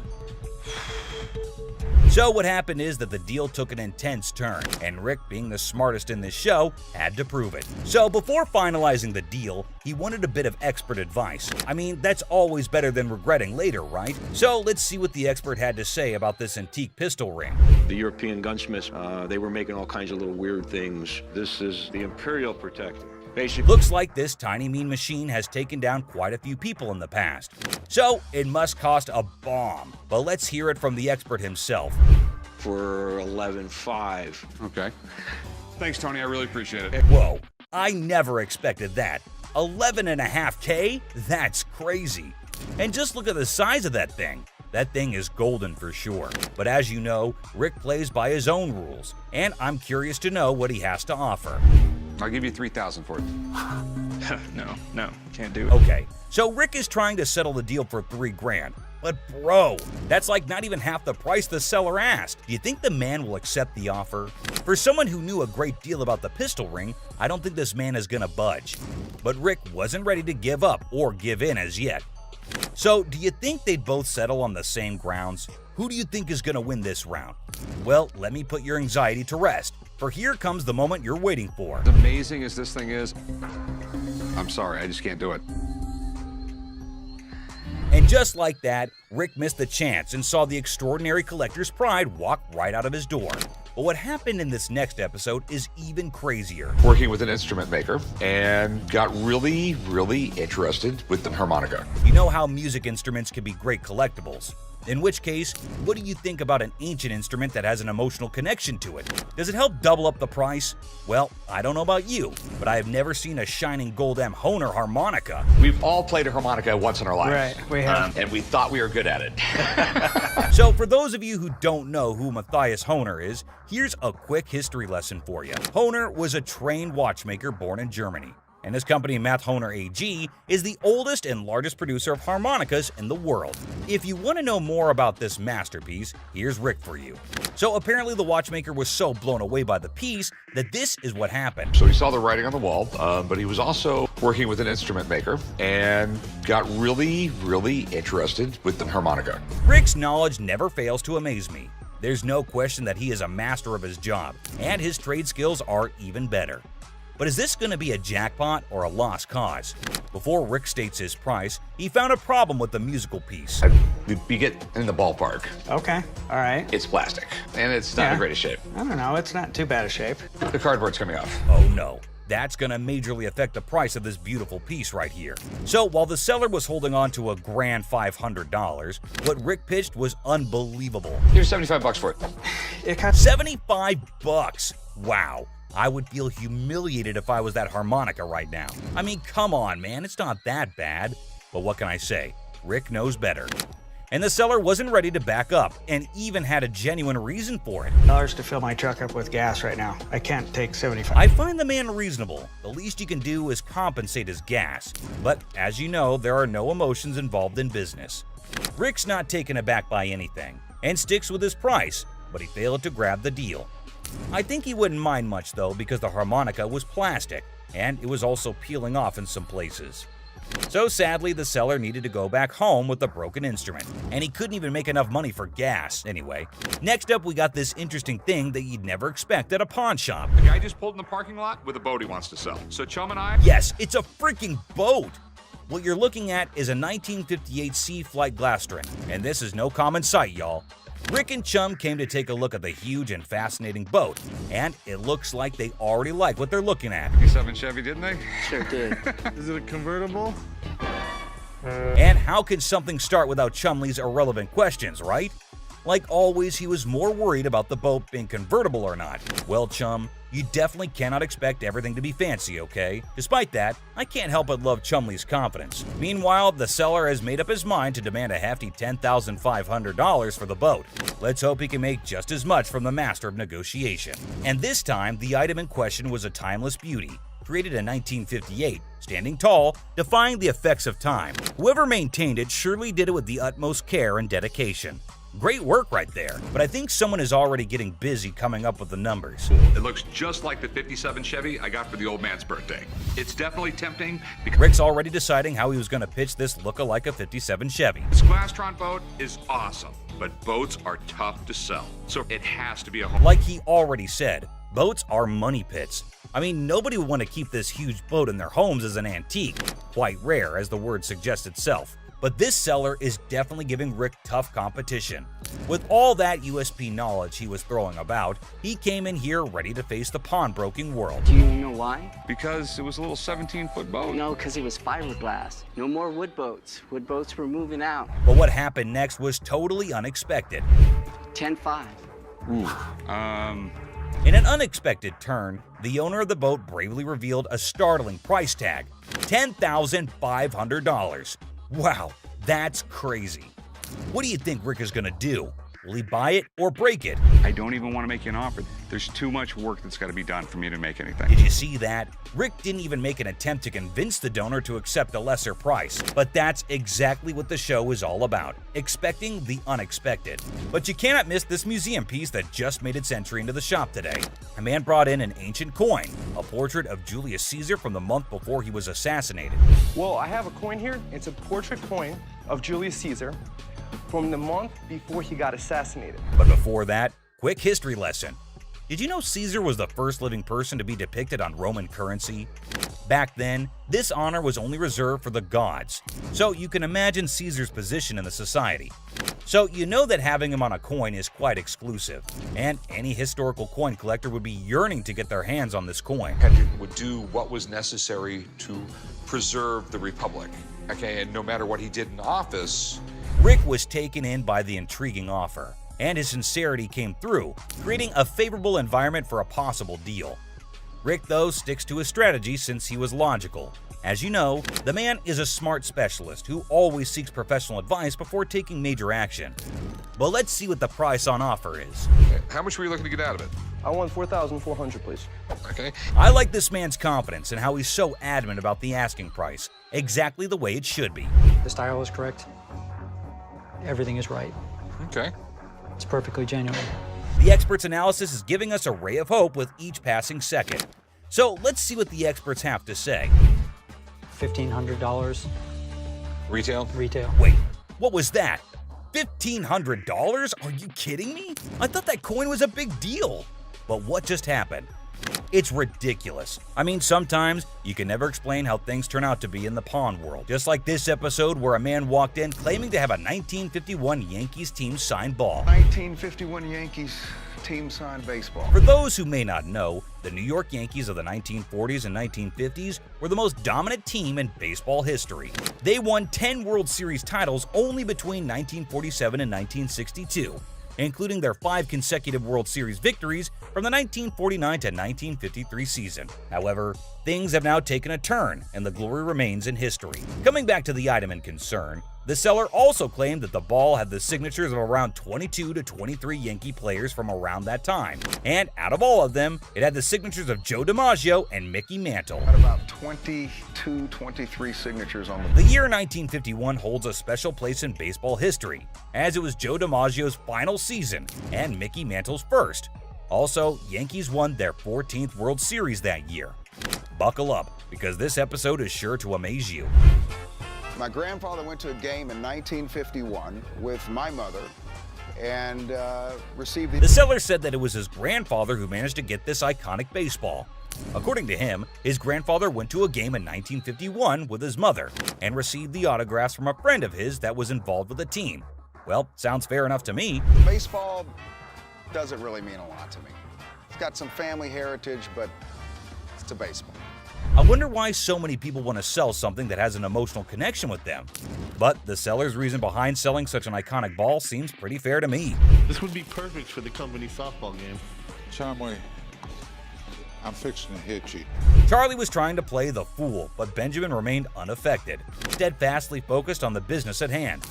Benjamin saw nothing but the business and got right back into it. I don't trust this guy. I don't trust nobody. Especially when you're trying to sell me. Benjamin, I can feel you totally. It's not like we don't trust anybody, but it's always better to be sure when there's a ton of money involved. No doubt the expert had to be called in. I do believe that this is a genuine 1951 Yankees baseball. Whoa, it looks like there's some good news for the man, and we might see some bills going out of the shop. But wait, don't be sure. You never know when the deal goes south. I think $3,000 is a reasonable amount for the ball. With audacity that leaves me breathless, a staggering demand of $3,000 was quoted for the ball. And it's quite obvious as well. After all the authentication and the proof, anyone would ask for that kind of money. They fired about $800. But wait, what? Benjamin just quoted $800? That's it? No one would sell it for that much, Benjamin. But he was in this business before most of us, and I assume he'd know better. So these were some of the times deals got out of hand on Pawn Stars. So which one of these intrigued you the most? Let us know in the comments down below. And don't forget to subscribe for more such videos. And I'll see you in the next one. Until next time, guys. You looking at, mother? Get the off me. Hey, what the you look? I need my $20. $100. No, Mom, calm down. From crazy intense fights to mind-blowing brawls. Without further ado, let's jump into some wild action in today's list of the best fights on Hardcore Pawn. You won't believe how much this customer did when he couldn't take in the truth. Get the out of here, man. Get out of here. Why are you standing behind me? It's a bright and sunny day at the pawn shop. But hold on to your hats, because we're in for a wild ride. This cool and laid-back Albanian dude strolls in with a bunch of ancient comic books. When I say cool, I mean it. Like, look at this. Les. Ganti, how you doing? What's your name? Ganti. Genty? Yeah. Where are you from? He's got dollar signs in his eyes, thinking they're worth a fortune. But is he in for a surprise or what? Les and Ashley, the shop owners, give them their usual warm welcome. The customer proudly showcases his prize comics, claiming they're from the groovy 70s and in mint condition. He's even bold enough to demand a whopping $2,000 for the lot. What? They are shocked. How much did you want for him? I was looking around 2,000, man. $2,000. But our savvy Ashley ain't falling for it. She spots the bent corners and unimpressive preservation, grilling the customer about their sorry state. Poor fella, he's speechless. Didn't see that coming, did he? Do you see the edges? That's just one of them. Come on. No, actually, that's all. Ashley cuts straight to the chase and offers a jaw-dropping $5 for the entire stack. Yep, you heard it right. A gigantic drop from his lofty $2,000 expectation. Naturally, our customer isn't happy with the lowball and tries to haggle.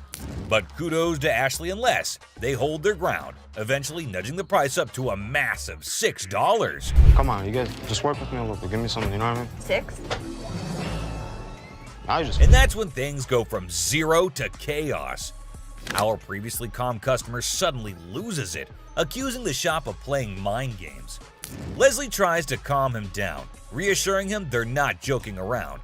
But no, he won't take their word for it.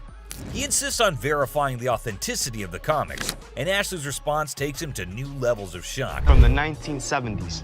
So am I. I don't go for you. Oh boy, buckle up, because it's all downhill from here. The customer starts swearing up a storm, slamming the table like a man possessed. He's convinced he's being duped, and boy is he fuming. Like you're playing me right now, because I know this is worth way more than $6. The situation gets so out of hand that a burly bodyguard has to step in and escort him out. But wait, there's more. Right before leaving, he pulls a move that really ticks off another customer. Talk about adding fuel to the fire. Get the off me. Hey, what the you look? Come here.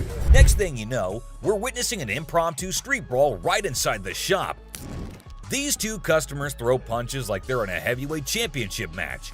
And let me tell you, it's a hilarious sight to behold. Come on, you little bitch. Eventually, the bodyguards swoop in like superheroes and drag both fighters out. Man, talk about a show. After the dust settles, our Albanian friend tries to save face with a final quip. I'm Albanian, baby! Well, my friend, you've certainly lived up to that fiery reputation of yours. What a roller coaster of a pawn shop experience, folks. Next up, just another regular day at the pawn shop. People coming and going. Some happy, some not so much. $100. Hold on, bro. Hold on. Let me prove my point. Now here's a guy who walks in hoping to get a loan of $100 for his gold chain. And you know what? The receptionist happily agrees. Loan approved, right? How much would you like? $100. Okay. I can do the $100. Well, hold your horses, because this is where things go haywire. This customer seems all polite and even hands over his ID for verification. But then he brings up this 20% business, as it's written on the sign right there. The receptionist is completely lost, and the customer starts explaining how he should get 20% added to the $100 loan, making it $120. Put my 20%, right? What 20%, sir? The sign right here says I get 20%. But the poor receptionist has no clue what he's talking about. Politeness goes out the window, folks. The man's anger instantly flares up when he realizes the receptionist is clueless. He asks her if she's ever seen the sign in her life, and boy does he point it out right in front of the shop. Talk about intense. Sir, I don't know what you're talking about. Is you serious? Yes, sir. Ma'am, you ain't never seen the sign? Now, this angry customer won't let it go. His voice keeps getting louder, drawing everyone's attention in the shop. I'm supposed to get 20%. You said you gonna give me 100. I get 20% of 100. We see as the bodyguard's on alert, and even Seth, the boss, steps out of his office to see what the commotion is all about. The man keeps angrily repeating that he's supposed to get that 20% with $100. When the receptionist refuses to budge, he demands to see the manager. Seth steps up and asks the customer to read the sign again. He patiently explains what it actually means. At another pawn shop, bring me in the ticket, and when you take it out of that pawn shop, I'll give you 20. But does our furious customer listen? No way. He's sticking to his guns, dead set on his demands. He even goes back and snatches the sign to show it to the receptionist and Seth. You can practically feel the tension, folks. If Seth wasn't behind that glass, this guy might have thrown a punch. Clearly, he's not thinking straight. That's when the bodyguard steps in and takes the sign away from him. Hey, straight up. My man, let this go. Let this go. 20%. The angry customer doesn't even give Seth a chance to explain. Oh boy, talk about rage blinding a person. This irate customer keeps shouting in the shop, demanding his 20%, hoping someone will back him up. Sir. Why? Well, because you're false advertising. I guess you think I can. You're not letting. But here's where things escalate. This customer challenges Seth to step out of his glass office and face him like a man. Whoa, the temperature's rising in here. But Seth's having none of it. He tells him to get out since he's causing a ruckus. And you know what happens next? He gets escorted out by the bodyguard. And get this, he tries to take the sign with him. I'm getting something out this, bro. You down for this time, my man. I'm gonna chase you down. Gotta admit, that's a bit hilarious. But the bodyguard quickly snatches it back, and the customer keeps cursing as he leaves the shop. But wait, there's more. To show his anger, this guy grabs a harmless plant and throws it on the ground. Huh, $20 worth right there, bitches. Oh, man. What did the plant do to him? Seriously, what did the plant ever do to you, man? And off he angrily storms away. It's never a dull day around here, is it? This next lady has real poor luck, but it does not excuse her behavior. Wait, man. The door's right there. Have a good day. Because you got a big dude, you think you hot? So this lady storms into the store demanding her stuff back, which happens to be just 2 TVs. The receptionist asks her for some ID and tickets as proof, but this lady is completely clueless. I need your ID or the tickets. My what? She doesn't have any of those things, and here comes the shocker. Her boyfriend pawned off her belongings. Can you believe it? Now she wants them back, and it's a pretty messed up situation to be honest. She explains to the receptionist that she can't provide the required documents because her no-good boyfriend isn't even around anymore. He left her high and dry. Ouch, that's gotta hurt. Now Ashley, who overhears the whole thing, initially sympathizes with this poor girl. But hold up, that sympathy doesn't last for long, and for good reason. I feel terrible for her, but I can't help her without her ticket. This customer suddenly loses her mind, like all the anger in the world has consumed her. And guess what she does next? Brace yourselves, people. She starts yelling and banging on the glass window, demanding her precious TV. Don't let it my way! Seriously, that's not how you get things done. Even if someone is trying to help you, no one will tolerate that kind of behavior. Ashley, understandably furious, tells her to back off. The situation gets so heated that Ashley has to step out of the room to confront this unruly customer. And guess what? This lady has the audacity to threaten Ashley. Well, Ashley isn't one to back down, so she tells her to get the heck out of the shop. This customer is beyond crazy, I tell you. It seems like she had a truckload of problems even before she set foot in the store. What? I dare you. Now, the bodyguard steps in to escort her out, but oh boy, this girl goes on a rampage. She knocks over everything in her path, completely enraged. Come on, girl, you seriously need to chill out. Finally, they manage to get her out of the shop, but you won't believe what happens next. Unlike the previous guy who threw a plant, this woman tries not once, not twice, but 3 freaking times to break back into the store. I mean, seriously, woman, get a grip on yourself. This is just embarrassing for everyone involved. But damn it, we're not your local psychologist neither.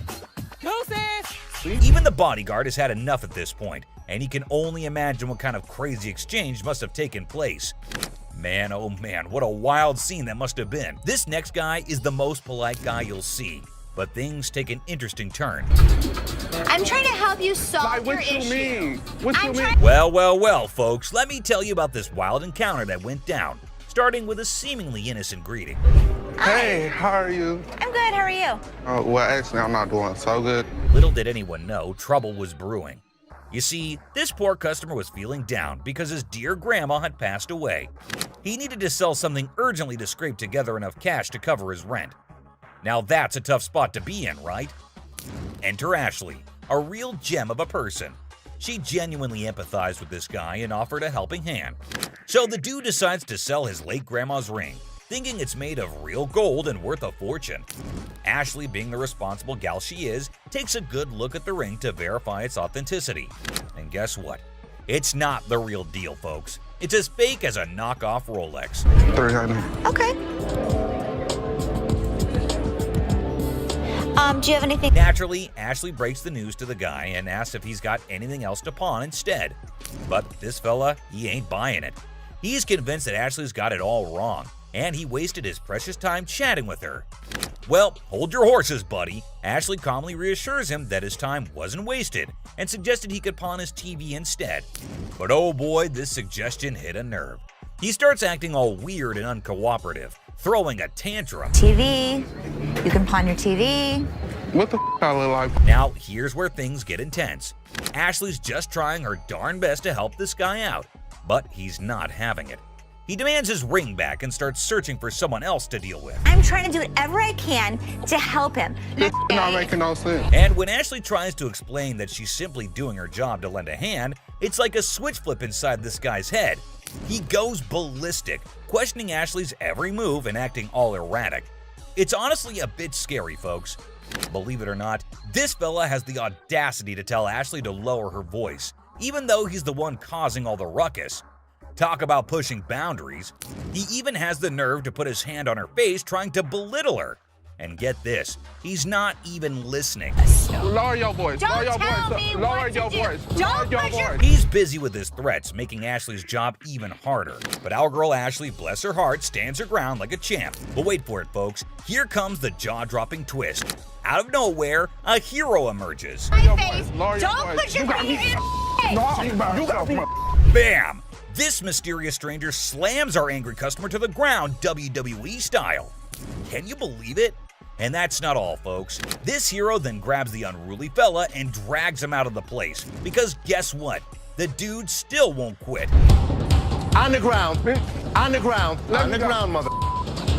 He keeps up with his nonsense, making threats and vowing to return for more. Seriously, what on earth did Ashley ever do to deserve this kind of treatment? It's downright mind-boggling, folks. Well, the last person on this list is no less than any other irrational person than earlier. If the item was worth the money, I would give her money, but he was a loudmouth. It's just another ordinary day at the shop when this woman walks in, hoping to make some quick cash by selling her jewelry. Pretty common scenario, right? How you doing? I'm good. Trying to find this here. Well, here's the twist. It's also quite common for people to claim that their jewelry is real, when in fact, it's not. But it all depends on how they react when they find out the truth. Now, this particular woman already seems a bit agitated as she approaches the counter to sell her rose gold earrings. Les, the shopkeeper, takes a look at the earrings and bluntly informs her that the color is not real. Surprise, surprise. I can feel you. Okay, so what's up? They're not real. The woman didn't see that coming. Les goes on to explain why the color is faded, indicating that the earrings are not made of real gold. Now, you'd expect her to accept the reality and move on, right? Nope, not this lady. Instead, she comes up with a lame response like, well, duh, that's because it's rose gold. Seriously? I mean, it's common knowledge that when the color starts fading on real gold, it's a clear sign that it's not genuine. But this woman insists it's two-tone rose gold, while Les insists it's just some base metal. They were just base metal. It's not gold. Base metal is going to turn colors when you put chemicals on it. Come on, lady, listen to the expert here instead of getting all rude. The fact is, base metal changes colors, not real gold. It's pretty clear that this woman just wants some money and has the audacity to demand $200 for those earrings. And as if being rude wasn't enough, she starts hurling abuse at poor Les. That real rose gold earrings, man, I need $200 right now. What the is the... Talk about being confused and disrespected. I can't blame Les for not taking that kind of nonsense. So the bodyguard steps in to escort the woman out of the shop. But guess what? She keeps insisting that she wants her money and even asks the bodyguard to check the earrings again. Seriously, lady, drop it already. Here's the funny part, and you'll never guess what Les did next. Yeah. You want me to wrap these up? Yes, he did that. I mean, why bother with someone who refuses to listen, right? Eventually, the woman is escorted out by Les and the bodyguard. But she doesn't give up that easily. She actually tries to break into the shop not once, not twice, but 3 times. I can't help but feel secondhand embarrassment for her. It's like witnessing pure insanity. He's out. In conclusion, this woman's behavior was out of line. Instead of accepting the truth and moving on, she chose to be rude, abusive, and persistent. It's a good thing Les and the bodyguard stood their ground and didn't let her disrupt the shop. Let's hope she learns a lesson from this and thinks twice before causing such a scene in the future. So, which one of these fights shocked you the most? Let us know in the comments below. If you enjoyed this video, hit that like button and subscribe for more action. See you on the next one, guys. That's my bitch. That's who I've been screaming for. Where's the manager? It's liar. Why'd you take my ring? I'm sorry. Excuse me, what do you think you're doing? Well, that is exactly what everyone at the pawn shop was thinking when they saw this customer, who seemed to have walked in with absolutely no decency or anything even close to it. How hard is it to remember basic courtesy and respect when entering a store, huh? I mean, come on! We're all trying to coexist in this space, right?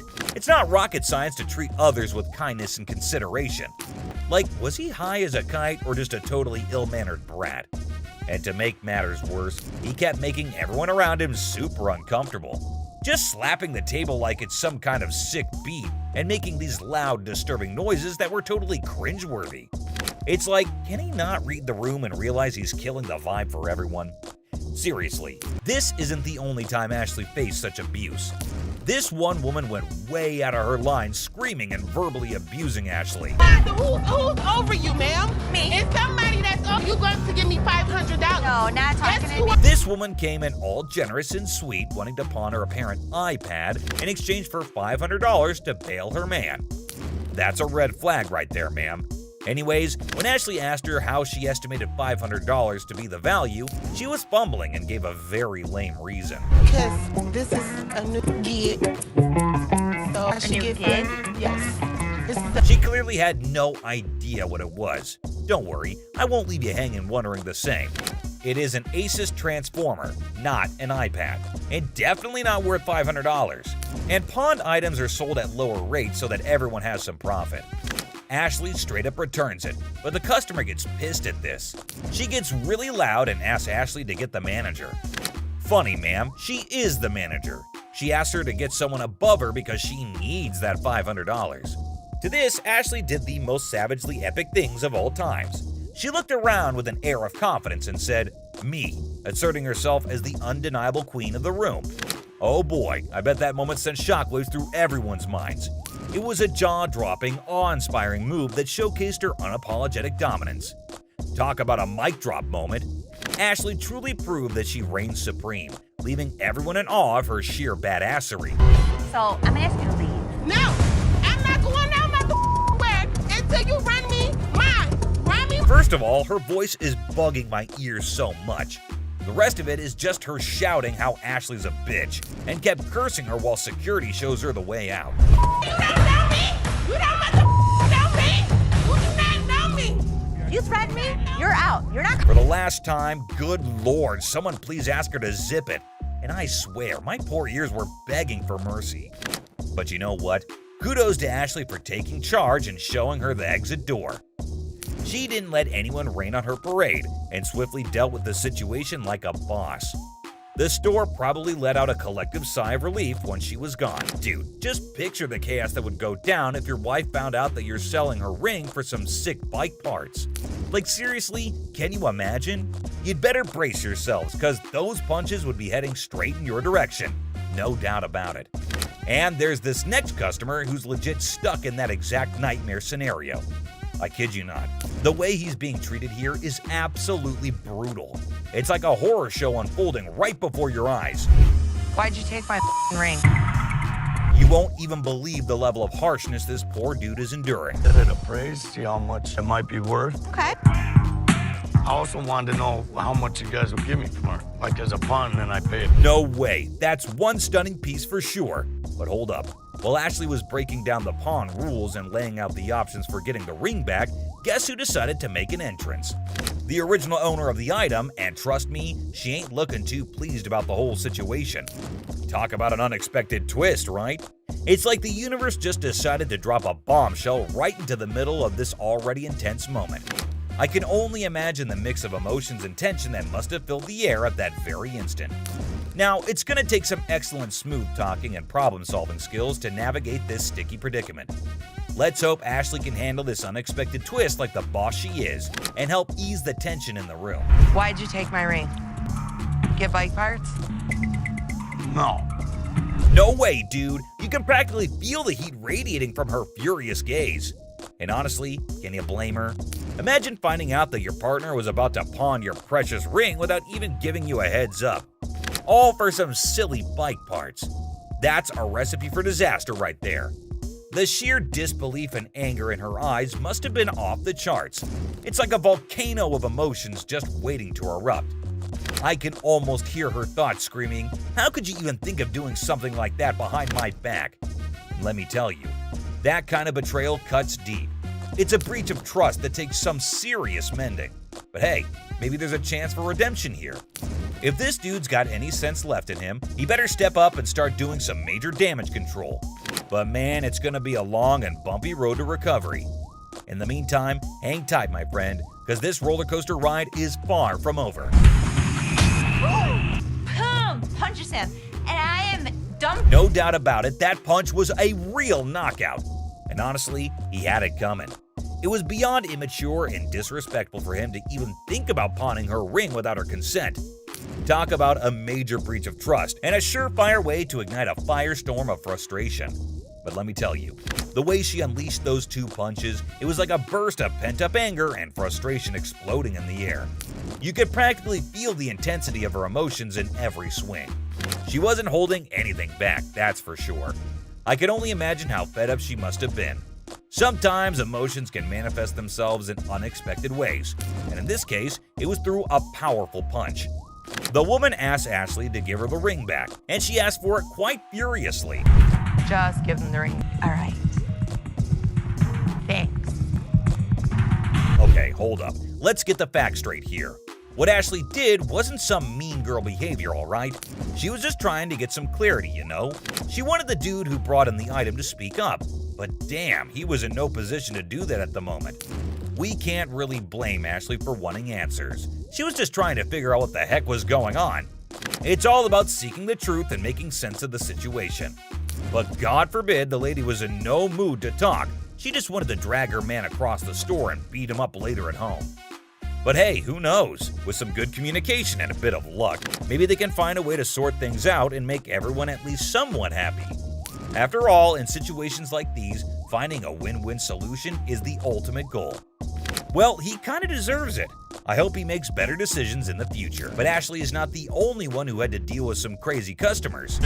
Phone work. It's a simple question. Does this Picture this guy, all dressed up in his baggy clothes, trying to act all smart and cool. Classic, right? So he's claiming that he bought an iPhone from the store like 2 to 3 days ago. But now the camera isn't working and he's seriously ticked off about it. All he wants is a replacement phone. Simple as that. But hold up a sec. Did he bother to bring the receipt? That's the million-dollar question right there. Because you know, without that little piece of paper, it's gonna be a bit tricky to sort things out. I mean, come on, it's like buying a ticket to a concert and then trying to get in without showing it. No can do, my dude. Receipts are like the golden ticket when it comes to returns and replacements. They're proof that you actually bought the item legit and can claim your rights if something goes wrong. Now, assuming he actually did bring the receipt, then it shouldn't be a major issue to get him sorted out. The store can check the purchase details, verify the warranty, and see what can be done about that faulty camera situation. It's all about following the proper procedure and making sure everything is legit. I ain't got it with me, I ain't bring it. So you're telling me you knew you had to get the phone exchanged and forgot the receipt? But Rich says they don't even sell iPhones for $200. So obviously my man over here is a scammer. Rich was very clear that he could look into it, but he needs the receipt. And he kept denying. Yet Rich asked him who showed him the phone so that he could double check. He randomly calls up one guy, and obviously the guy denies, saying they had iPhones on sale 2 to 3 weeks back, and the customer claims that he got it 2 to 3 days back. But obviously the man didn't like the fact that he is getting caught, and you wouldn't believe what he said to Rich. Mohawk, shut the hell up. My mohawk doesn't talk. It clearly does. Clearly it doesn't. With the goatee, Now, too. the goatee does. Like seriously, this dude went way overboard. First, he rolls up in here with a fake item that was never even sold to him in the first place. What's up with that, right? And then he has the audacity to start talking back to Rich like he's the boss or something. Come on, man. Rich ain't just gonna sit there and let this guy run his mouth without firing back. It's all about standing up for yourself and not taking any BS from anyone. Rich had every right to clap back and put this dude in his place. I mean, it's crazy how some people think they can just waltz in and cause a scene without any consequences. But nah, that's not how it works here. Okay, did that one work? Pull the things up over your ears a little because you clearly can't. No way, dude. Even while Big Joe was escorting him out, this guy had the nerve to keep shouting at Rich, trying to prove his point. Talk about audacity on another level. I mean, seriously, when you're already in a situation where you're being shown the door, you'd think common sense would kick in, and you just leave quietly. But no, not this guy. He just couldn't resist the urge to keep arguing and making a scene. It's like he thought he could still somehow win the argument or get his way by raising his voice. But let's be real here. Shouting isn't gonna magically make your point more valid. It's all about having a civilized conversation and respecting the boundaries. But man, I can only imagine the frustration and annoyance Rich must have felt having to bear all that unnecessary noise. Send me a picture of the receipt from your phone. Damn, my man Rich definitely got that one stitch on his head for a long, long time. That was a pretty savage and badass man. I mean, you have to be like that in this job, or else people would just walk all over you. Alright fam, that's a wrap on the angry moments on Hardcore Pawn Saga. Which of these do you think were the worst? Let us know in the comments down below. And don't forget to leave a like and subscribe if you haven't already. Until next time, stay cool. Peace out, y'all. Let's start off with this customer who ended up like this. You got me. She ain't by herself, my man. No, I call me. I'm sure you're curious about what happened. So let's not waste any time and jump right into it. So this customer walks into the pawn shop looking visibly upset. As usual, Ashley greets him and asks how he's doing. Turns out he's not doing well at all. Here's the reason why. I'm not doing so good. No? My grandma just passed. I'm sorry. I was like, It's really sad to hear about it. Now, he brings along a ring that belonged to his grandmother. He wants to pawn this ring because he plans to retrieve it once he earns enough money. How sweet, right? However, it turns out that the ring is fake, which surprises the customer. Now, this got me thinking. Is he pretending or is he genuinely serious? It's hard to trust people these days, you know? But Ashley comes up with a solution to help him out by pawning his television. Can you guess what his response was? what the I look like pawning my TV? He starts getting rude with Ashley, which escalates into a heated argument. Then he demands his ring back, and not only that, he insists on being helped by another employee because he's annoyed with Ashley. And guess what happens next? Put your finger in my face. Don't put your finger in. Yep, that's how he ended up there. Crazy, isn't it? This customer's behavior became even more disrespectful. Just to prove that Ashley was completely wrong and useless. That's when, as you saw, the big guy steps in and knocks him down. But he continues to yell and curse at her. Eventually, Byron forcefully removes him from the shop. You got me up. No, let's go. Man, let me go. Let me go, man. Just when he thought everything had settled down, the customer goes ahead and threatens Ashley, saying he'll come back to get her. Oh dear, that's the biggest mistake he made since entering the shop. We all know what happens when someone messes with Ashley, right? Well, brace yourself and see it for yourself. On the ground. On the ground. On the ground. Dang, the customer was literally scared for his life. Next up, it was just another normal day at this famous pawn shop called American Jewelry and Loan, located right in the heart of Detroit, USA. He comes in with his Xbox and immediately tells Les that he needs to get as much money as he possibly can for it. He knew that they probably get a lot of Xboxes anyway, so that does not set him apart from the rest of the regular customers. He reveals that he needs as much cash as possible, and it is all for his girlfriend. Why, it was a small amount. And Les was clearly not here for his unreasonable demands. Take a look at his reaction. I need 300 bucks. I can go 80 bucks. Oh my God. I need 300. Immediately, this customer gets enraged and begins demanding $300 for his Xbox, as if he was in a position to mark the prices. Here is what went down at the pawn shop, which was $80, which is way far from a whopper of $300. He even put his finger on Leslie's face, and that is when he knew it was time for this guy to leave. And he did not make it easy or go away quietly. Take a look at what went down. Well, at least they wished him a good day. Moving on to the next. You talking to? Alright folks, let me set the scene for you. We got Sharonda and her son Deontay strolling into the pawn shop. You see, it's Sharonda's birthday, and she's all about treating herself to some classic, fabulous jewelry. She's pumped, she's excited, she's ready to sparkle. But hold up, here comes Deontay acting like he couldn't care less. This kid's got an attitude and thinks he knows it all. He's annoying both his mom and Seth, the helpful employee trying to assist Sharonda in finding that perfect piece. When in fact, it was way cheaper here at the pawn store. Clearly, he did not understand the concept of it. And let me tell you, Deontay's reaction? Yeah, it did not go over well. Not one bit. Seth comes to her defense too, and tells the son that it's her birthday and her money, so she gets to make her choice. And finally, down to the #1 worst customer. Oh boy, get a load of this, guys. Ashley was absolutely disgusted by what was going down. But here's the twist. Most of those nasty remarks are aimed right at Ashley herself. That's right. No, I'm not. I mean, you're not going to come in here demanding money from me. How would you? Man. Customers usually go through several stages when they hear that their item's not as valuable as they thought. The first is disbelief, followed by denial, anger, and even assault. In this video, we see a woman who assaults a security guard. Another insults and body shames Ashley, and one almost takes a swing at Les. The thing all these people have in common is that they were shocked at the real value of their item. Yes, ma'am. I was coming to pawn my ring because I have to pay my rent. It was due a couple weeks ago. Oh, okay. Why you keep looking at my ring like that is real? I mean, what, you want the studs on my lip or something? Pawning it. I'm not buying it. You're just pawning it. You want to pawn it? Keep control of herself. I don't know what the hell her problem was. I don't give a what her problem was. She's lucky my security staff didn't beat her ass.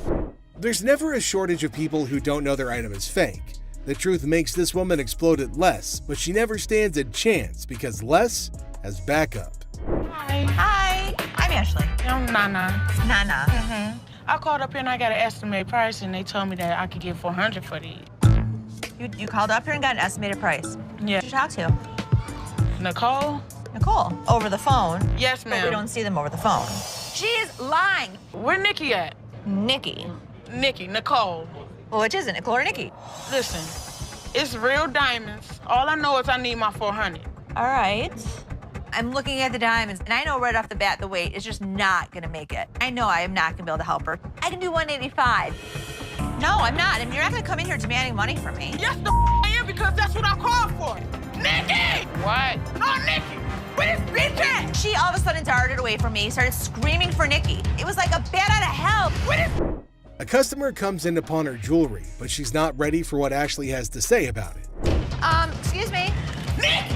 First of all, you're not gonna scream in my store. No, first of all, you're not gonna walk up on me either. This is Nikki, and they told me that they was gonna give me $400. Oh, so look at and these now they telling me that I can't get my money, and I need this now. Don't you dare. I need my money right now. I don't know what this chick was talking about. She was very confused, but I know one thing for certain. Nana needed to go. You like that? Well, you disrespected me, my store. Y'all bitches. Okay. Everybody in this mother y'all. Joe. All y'all. Okay, have a good day. And kiss my ass. Keep walking. Bye. Nana. You bitch. me a headache.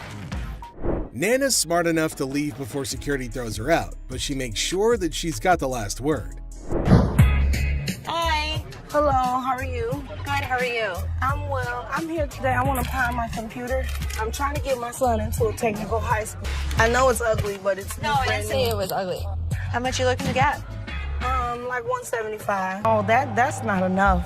I really wish you could give me like 150. Have you ever had an impound before?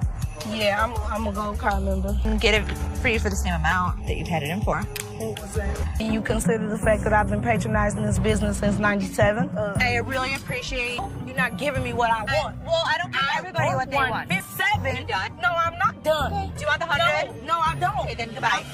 This customer walks in with a laptop and a price that just won't cut it. Ashley knows this one's gonna have to go. What do you mean goodbye? You can walk out the store. I can. But am I gonna walk out? You will. Who's gonna make me? I want to see somebody make me leave up out of this motherfucker giving me what I want. I don't give everybody what they want. 150. Well, if you have as something a patron that's been patron since '97. Are you done? No, I'm not done. I want to see somebody make me leave up out of this motherfucker. Are you a lady or are you a child? I don't give a what I am. And don't think that you won't. Because all I got to do is make a phone call. You know what? Get out. I'm not getting out of here. Get out. Me up. Don't touch me. Do not touch me. Get out of my store now. I've been patronizing this business since '97. You have an email secret, right? No, I don't. Yeah. Despite Ashley's efforts to help her, the woman goes ballistic. Felix, the security guard, escorts the woman out, but she doesn't go quietly. I was coming in to try and get like $1,500 for this. Okay. I'm trying to get my baby daddy out of jail, and I've been really trying to work things out with us. I love him dearly. I was his first phone call, you know, so that lets me know that he loves me. Huh? No, not $50. I want $1,500 I'm sorry, for I these. can't help you with that. I said. I don't care what you said. I said I want $1,500. I'm not giving you $1,500. $1,500. I am not giving you. To get my man out, okay? I want $1,500. What part of that you ain't understanding? You need a hug. No, don't give me no damn hug. Oh, you need a hug. I don't want no damn hug.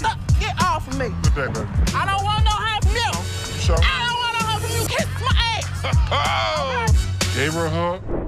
The woman comes in to trade baseball cards. However, the only thing she manages to do was initiate a shouting match with Ashley. This one is put out the door fast. How are you? I'm doing okay. What can I help you with? Either trying to get a loan on it or you guys can buy it. Trying to sell it for maybe like $150. It's $50. Then you know it costs way more than this. Okay, but I'm not going to pay you for the amount that you think it's worth because it's stained. This is not one of the newer ones. This is not this season. I know about purses. But you're still willing to buy for $50 though. So if it wasn't worth, why would you even say $50? So they didn't say it wasn't worth. Leave Can I our talk to store. somebody Nope. else? Why do I have to talk to you? Because You I'm the disrespectful. manager. I'm disrespectful and you call me a pepperoni ass? Ugly ass bitch. You're Now not what? the owner. The owner is the other man. You must have. How you get here? You your way to the top. You. Customers are just shocked when they're told the real value of their item, but this customer's just straight up disrespectful.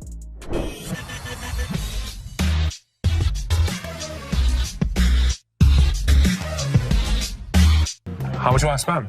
I got $70. I've seen them for $70 to $80 at other pawn shops. Yeah? With 2 games. Put it in as long as you'd like. Does it come with a warranty? It comes with an as-is warranty. Need a PlayStation 3 for $70. I sell them for $100. What you gonna do? I don't know. The PlayStation's really hot stuff at the moment, but the customer who wants one is far from hot. He's mostly just hot-headed. I ain't been shot already. What? Ain't nothing here. You're just another door guy to me. Yeah. Throw it down. Throw it on $70. I ain't. Oh, you don't have it. Have a good day. Have a good day. Hey, what you think? What is all that about? What is all that about? No, this one level beat your ass down here. Come. Think you all that? Oh, bitch. You right here. And a couple empties in there, buddy. What? You big. The guy went from shocked to shouting in a heartbeat. Unfortunately for him, the pawn shop doesn't tolerate that nonsense.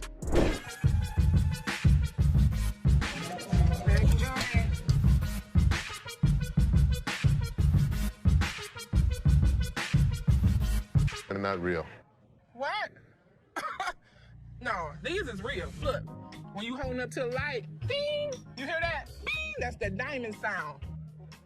Don't you think I would offer you money for them? No, I know what this is. Why your big ass standing here? What the you want? So you can give me my $300. Whatever, toe man, my ass haters. Haters. Bye. Have a nice day. The next customer is a lady with diamonds from her fiance, or so she thinks. Les breaks the bad news to the lady, but she's got a hard time accepting the facts. Hello. Hi. Can I help you? If I'm trying to pawn this. 35 millimeter, right? Yeah. How much are you looking for? Just about $30. Got my baby's birthday coming up and just need a couple of extra dollars to help out. Stuff situated for him. What do you have planned? For his birthday? A birthday party, you know, cake, ice cream. To try and get money from us. And the kid ratted her out saying, yeah, my birthday's in 2 months. There's a little bit of time you have before then to come back and hopefully have something of value. And I really would have appreciated any little thing that you could have gave me. 10 years ago. This is some bull because y'all could have took this camera. You could have gave me $30. The innocence of a child didn't allow this woman to cash in on her worthless camera. She was pretty shocked her lies didn't work on Seth. How are you? How are you today? Good. What you got? My bracelet on my phone. My baby daddy gave it to me. It would be so mad. Curtain tiebacks. What are you telling me? You know this isn't real. What do you mean it's not real? Well, it's a real bracelet. You know what? It's a real, listen, okay, fine. You're probably Don't right. trip, okay? Don't trip. I'm about to call him right now. Sometimes people get presents, and sometimes when they get their presents, the people that give it to them tell them a lie. He said this bracelet costs $500. It would be more What are you talking about? He's lying to you. Baby, did you give me some fake gold? Did you give me some fake gold? Really? Did you give me fake gold? This ain't love, baby. You said you was gonna marry me one day. Okay. Have a very nice day. Thank you. Man, this. What the is you talking about? Have a nice day. I have a nice day when Okay, you then give me don't some have nice service. Right? You know what, y'all? I'm about to take it to a real jewelry store that knows something. That's what I'm gonna do. The amount of men who give their women fake jewelry in Detroit is absolutely crazy. This woman is shocked, betrayed, and angry when she learns the real value of her jewelry. Hey, I was wondering what you could get me on a loan for the PS3. We're on a mission now, real mission, to get my brother out of jail. All of a sudden, the cop just stopped us because one of our lights are off in the back of our brake. On it 300, I got 150, and now I'm here. Ended up with his brother trying to sell his video game system on his games and the controller. See what we could do with that. 95, suppose I get to 100 for you. 100, mama. I can't. 100. I normally would have given $80 on this game unit. I went $15 over, and that wasn't even good enough. But too bad I couldn't help her out because I wanted to help her. But I hope she can find the money. Two customers come into the pawn shop on a noble mission of freedom. However, Ashley lets them down easily, but at least they take it better than most customers in this video. Pawn shop because we, is in need of money. And we're trying to pawn this VCR and this TV. Okay, would you put it on there like that? You wouldn't. Where's the income? You want to go to the so what? I was ready for them to have a full-out brawl out there. Get your ass on somewhere. No, get your ass on, hockey ass. I tell all ladies and everything. Can I help you guys? Why are you guys fighting? I kicked what he said. It was offensive. Yeah, we're pretty looking good at TV. Sell it. Actually, yeah, we gonna pawn this. No, the TV didn't get dropped. Come on. It works. $1. All right, 20 will work. Hey, you can each get 10. Oh, you agree now? All right, just give it to this gentleman. We're gonna do this for 20. Just go online, get your ticket, and get your cash. This is a general conversation. Okay, well, we still in a relationship though. Tiffany, seriously, maybe you should go in the parking lot and just wait for him. You're right. I am gonna wait in the parking lot. Franklin's really pretty. I like that. A chaotic couple barely makes it to the pawn shop before smashing one of their items in an argument. The couple is more sad than shocked that they've rendered their items worthless. Hi, how are you? I'm good. How about yourself? Doing all right. I've got a a ring I want you to take a look at for me.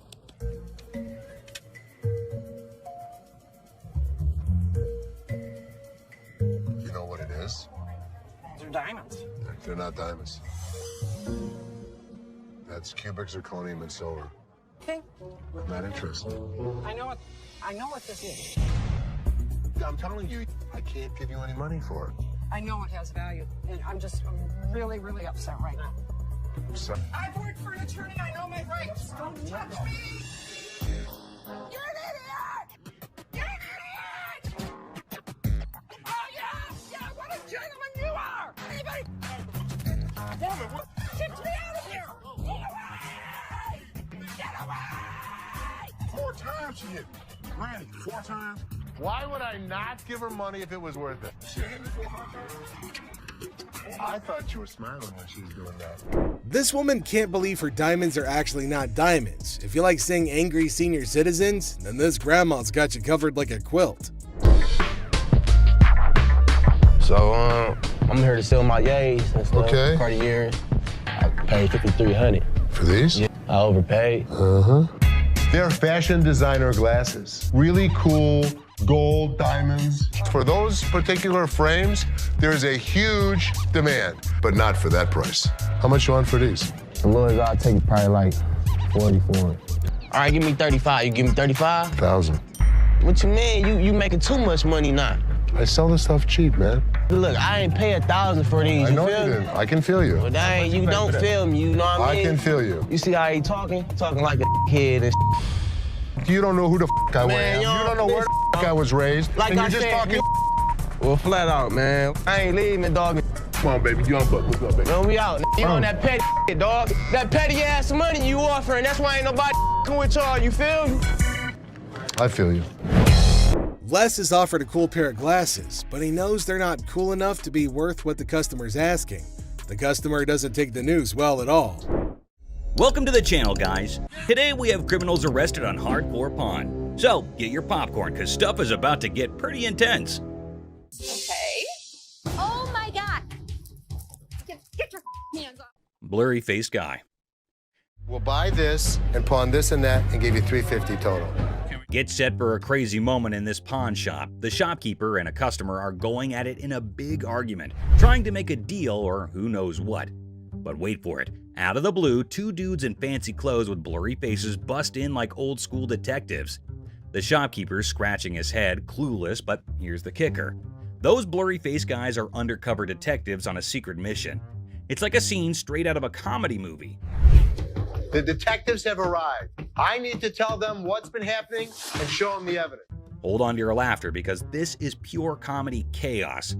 The second those detectives waltz in, the shopkeeper's freaking out like he's been caught selling magical beans or who knows what.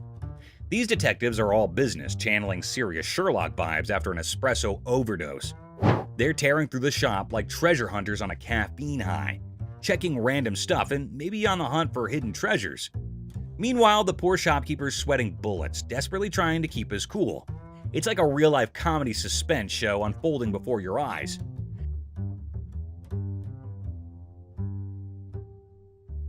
Get ready for the wild ride of the century. These detectives, giving their best modern-day Sherlock and Watson vibes, decide to ramp up the drama with technology. It resembles they're on an investigator show marathon watch as they jump into the security camera film.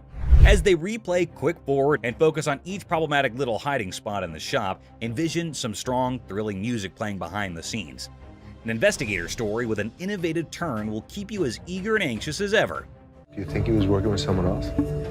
If he was, it could be anyone. Well, buckle up for the big reveal. The digital detectives uncover the mastermind. And guess who? It's our buddy Joe. Yep, good old Joe is the culprit behind all the missing stuff. These detectives don't waste a second. They slap handcuffs on Joe quicker than you can say guilty as charged. And just like that, the pawn shop transforms from a place of heated arguments to a full-blown crime scene. The shopkeeper, still in shock, watches as Joe gets escorted away by the police, handcuffs and all. The whole situation is so bonkers it can make anyone burst into laughter. It's like a comedy show with mix-ups, detectives with blurry faces, and a surprise twist. You'd be left thinking, did that seriously just happen? It's pure comedy gold, my friend. Comedy gold. A massive fraud.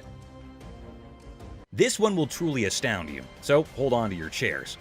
The largest swindle to ever occur on the show, so far as people are aware, left everyone perplexed and alarmed.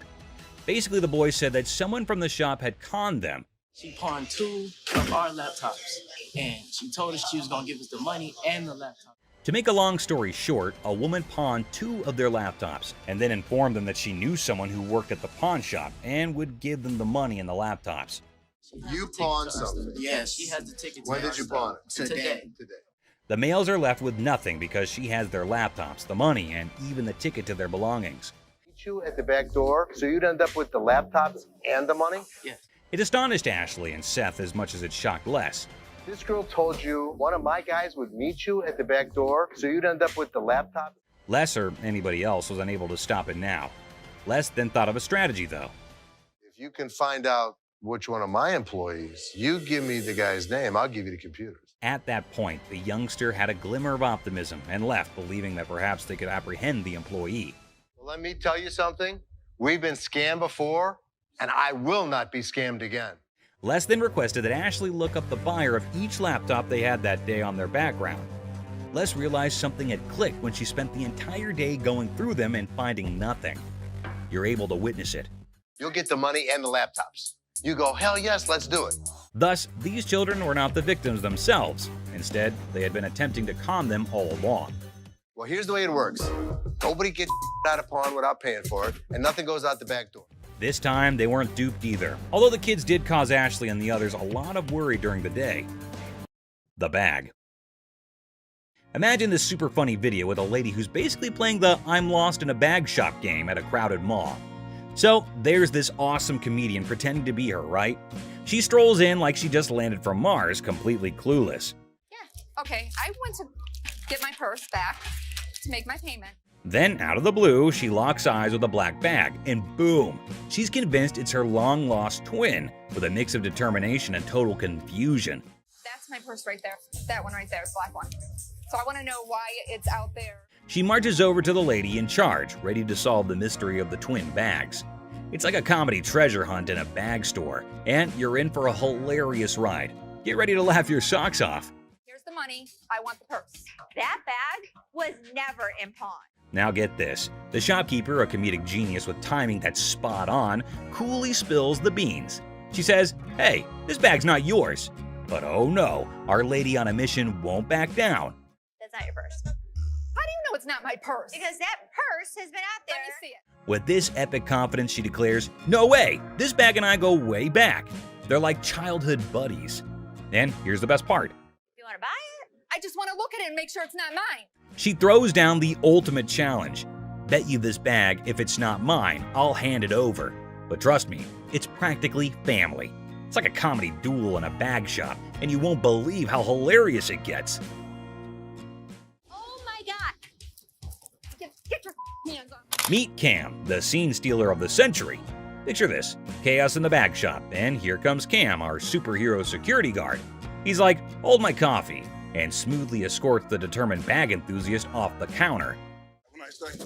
Let's go. Walk yourself out, yo. You. Walk But wait, she's clinging to her bag like it's a ticket to a comedy show.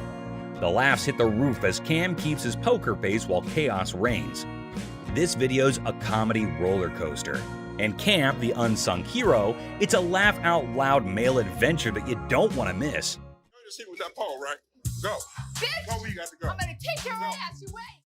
Sign of free cash. I was trying to find out because your sign is saying that I can get 30 days.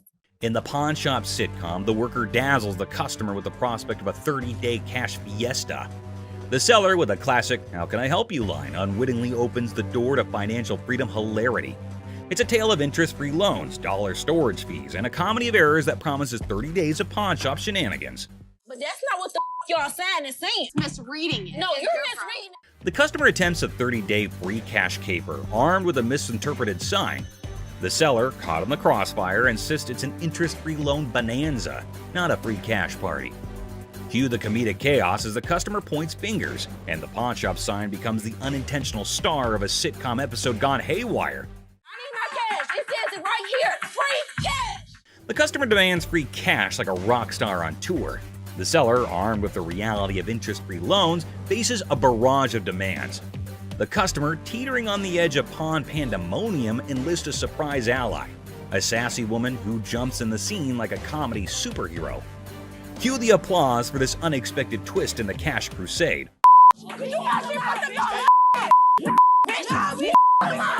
In the side-splitting aftermath, the pawn shop saga spills into the parking lot, where the customer and seller engage in a hilariously awkward brawl.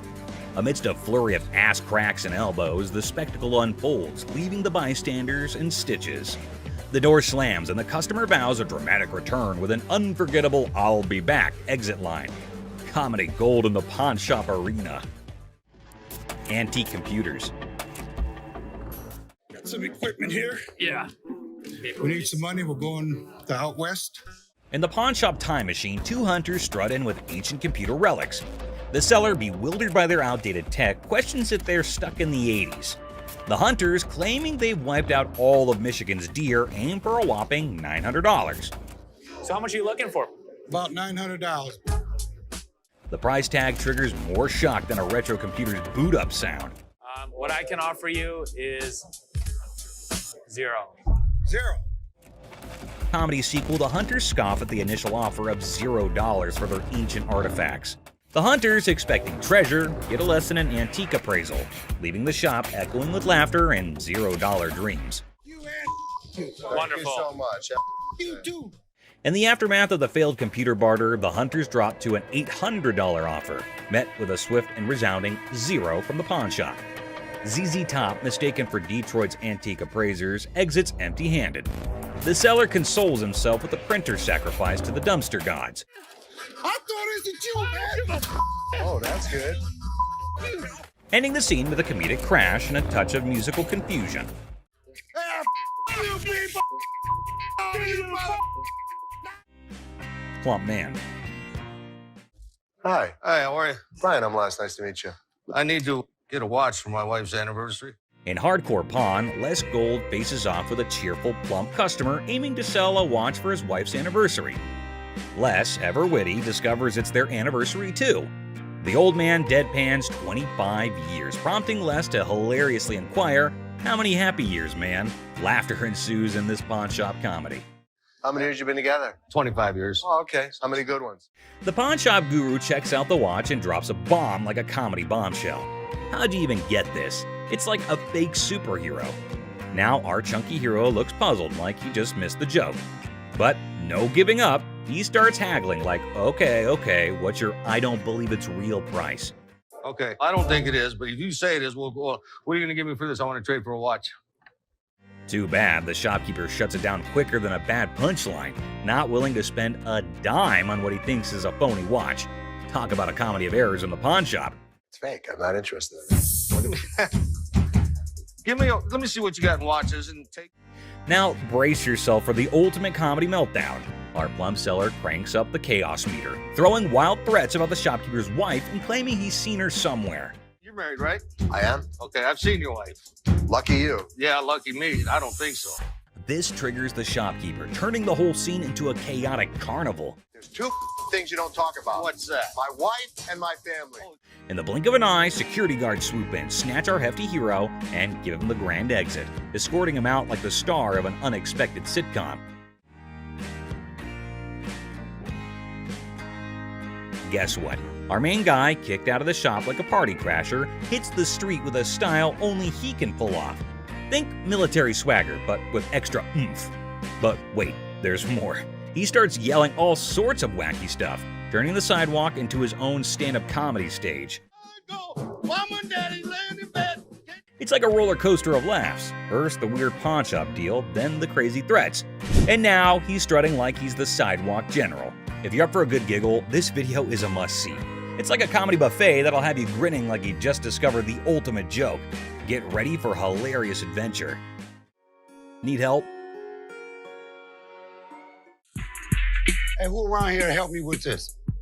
Hold on to your hats for this crazy video. There's this super hyper dude who charges into a shop, making a fuss like it's the biggest emergency. And get this, he decides a random table is his new chill zone. No rules, no worries, just pure wackiness. Get ready to laugh your socks off. Get a load of this. A serious lady walks into the chaos, totally shocked by the craziness. She's all polite, asking the lovable crazy guy to hit the road. But guess what? He's on a whole different planet. Get your ass over and shut up. Watches. Get ready to giggle. So there's this new lady in the shop who's decided to be a rebel. She goes all sneaky and puts the shop's watches up for sale online without telling anyone. Now imagine the staff just standing there scratching their heads like, what in the world is going on? But oh, it gets better. So you wanted to know if Tressa asked me to put anything else on the internet? Yeah? Well, she did. This concerned guy sprints to the owner like he's in a marathon, spilling the beans about the lady's secret watch-selling mission. It's like a comedy of errors in a local shop, and you won't believe how funny it gets. She asked me to put a watch on the internet. She didn't ask me, no. John came up to me. She didn't ask you? Hang tight. The boss decides it's showdown time with the troublemaker. Picture this. The crazy lady, completely clueless about her mischief, storms into the room and starts arguing with the puzzled staff. I didn't ask So him. he wouldn't just offer it. Right. You said to come to one of you guys. Well, before I would have bought it, I would have came. She's all like, I'm just an employee, not the owner. It's like a sitcom gone wild in that local shop, and you won't believe how absurdly funny it gets. Was it a possibility? I pulled it out. Okay, you went around the bush and kind of asked them. Hold on to your laughter, because things go from crazy to cray-cray. The lady trying to make a grand exit dramatically throws her keys at the owner. It's like a superhero tossing a cape, but with keys. I wasn't even sure if I was going to. It's fine. The whole scene hits peak absurdity as the keys fly through the air, and everyone's just staring, jaws on the floor. Meanwhile, Our Lady confidently struts away, leaving the staff scratching their heads like, did that just happen? It's a hilarious roller coaster, and you won't stop laughing. You weren't as big of a bitch. I was wrong. Excuse me? Get the out of here. Get set to lol. This funny video is like a crazy ride with surprises, silliness, and a hint of madness that'll have you laughing without a pause. The twists and turns make it a hilarious and chaotic experience for anyone lucky enough to catch the shop's wild antics. Brace yourself for a good laugh as you watch the madness unfold in the side-splitting comedy script style video. What did she say? That I am the bitch. Get the out of here. Penny pincher. Get ready to chuckle. This hilarious video is all about a super energetic girl trying to convince her super penny pincher dad to hire more security for their shop.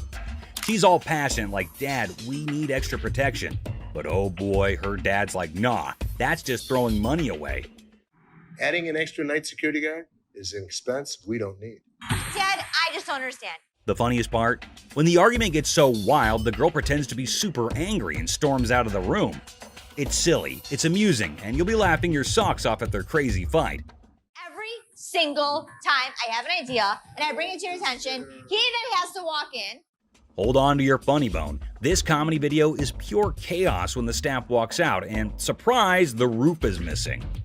Peeled the roof off? Yeah, they peeled the roof. Yep, someone peeled it away like a giant banana. Imagine the team head scratching in disbelief. Their shop literally got unroofed. The alarm company called. They thought it was a false alarm. Is anything missing? I have no idea. Now, here comes the kicker.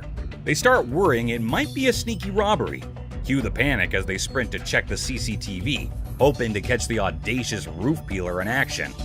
Get ready for a laughter-packed roller coaster as they dive into this hilarious investigation.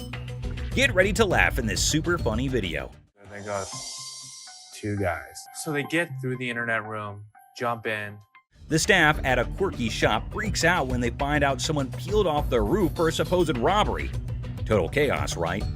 So they go all detective and check the CCTV footage. But wait for it. Turns out, not one, not two, but three guys break in. And here's the kicker. Looks like they grabbed the coat right there and then out. So these guys could have been part of a three-man team. One of them ends up hiding inside the fridge. It's like a comedy show gone wild, leaving the staff scratching their heads and everyone else in stitches. You won't believe the crazy twist in this comical caper. We got broken into last night. Took it for a coat and ran out. I told you that security should have been here at night. Stolen microphone. The person insists the microphones were flung into the concert crowd, a spontaneous catch. The seller, eyebrows raised, gets an unexpected call from American Jewelry about missing microphones. It's a classic mix-up where concert souvenirs turn into an unintentional pawn shop investigation, leaving everyone wondering how the microphones took an unexpected detour. Really? Hold on. I'm from American Jewelry. A mad girlfriend.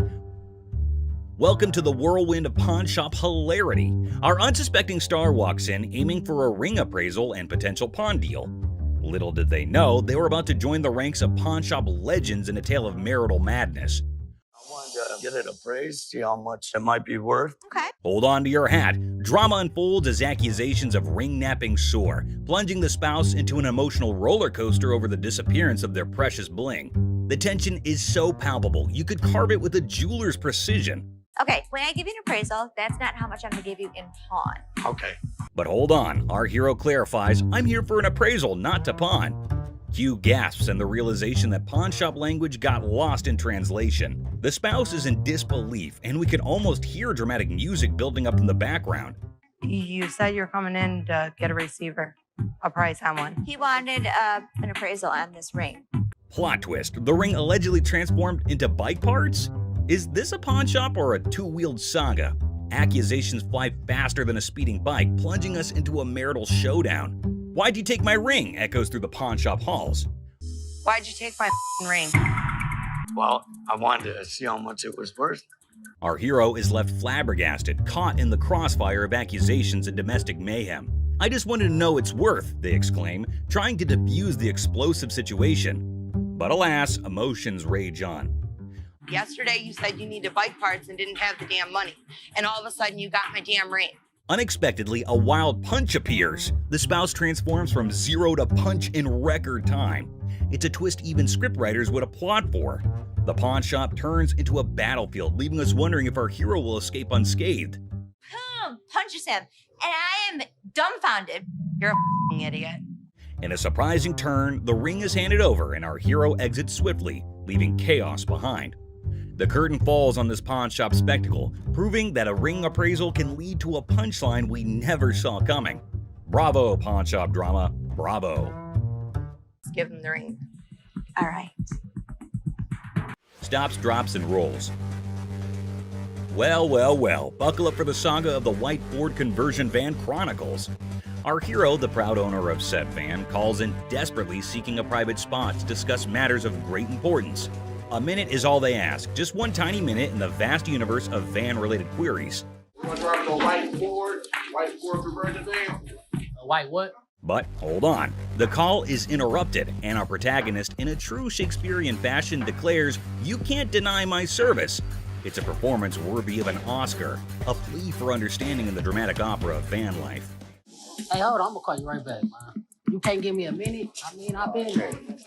Parking troubles arise, and the hero eloquently expresses, "Ain't no parking spots outside, dog." The struggle is real, and the van owner is on a mission to park where no van has parked before. The drama unfolds, they assert their right to park, no matter the odds. Suddenly, I'm patiently telling you, dude, parking spots outside, dog. Suddenly, a wild confrontation appears. "Don't touch me, man," echoes through the hollowed aisles. Our hero stands their ground, defying the unjust touch of the parking enforcement nemesis. The battle cry, "Back the up and let me do me, please," becomes the rallying call for all van enthusiasts. What you saying? Don't touch me, man. Don't touch me. Don't touch me. Don't touch me. Enter Ashley, the unsuspecting bystander caught in the crossfire of van-related turmoil. "Can we go to talk outside, man?" she diplomatically suggests, attempting to defuse the situation. Meanwhile, our hero, undeterred, asserts, "I'm not going nowhere," as if the van gods themselves had bestowed upon them a divine parking mission. I'm Ashley. Nice to meet you. Can we go talk outside? Man, tell your man to get off. Here, walk outside. In a shocking turn of events, our hero literally stops, drops, and rolls on the store carpet, leaving everyone perplexed. The van saga reaches new heights. The hero declares, "I catch one hood, I'm beating asses." It's a climax fit for the silver screen, leaving us wondering if van enthusiasts everywhere are destined for such epic battles in the pursuit of the perfect parking spot. Bravo, van drama. Bravo. Ashes! Guy in the refrigerator. In this episode of Hardcore Pawn, we are taken to the time when a crazy man entered the shop, and when no one was looking, he took refuge in the refrigerator for reasons unknown. Thankfully, this man had spotted the crazy man and went to Ashley and others to let them know. At first, no one would believe him, but by the looks, he looked quite genuine, so they followed him up to the spot where the fridge was. Still hardly believing the man, they went to open the fridge, and boom! The man was curled up inside, about to make the refrigerator its new cozy little home. I don't know what y'all doing over here. There's some mother in the refrigerator. What? The whole situation was so absurd that not a single person in the whole shop could believe that there was a whole person hiding inside there. Good thing that they have security in the shop, so the man got what he deserved. What the f are you doing? Fake earrings. Two sassy black queens strut into the pawn shop, flaunting earrings worth $350. The seller, bewildered, questions their cash craving. They snap back. How you doing? Good. I'm here to pawn these earrings. Okay.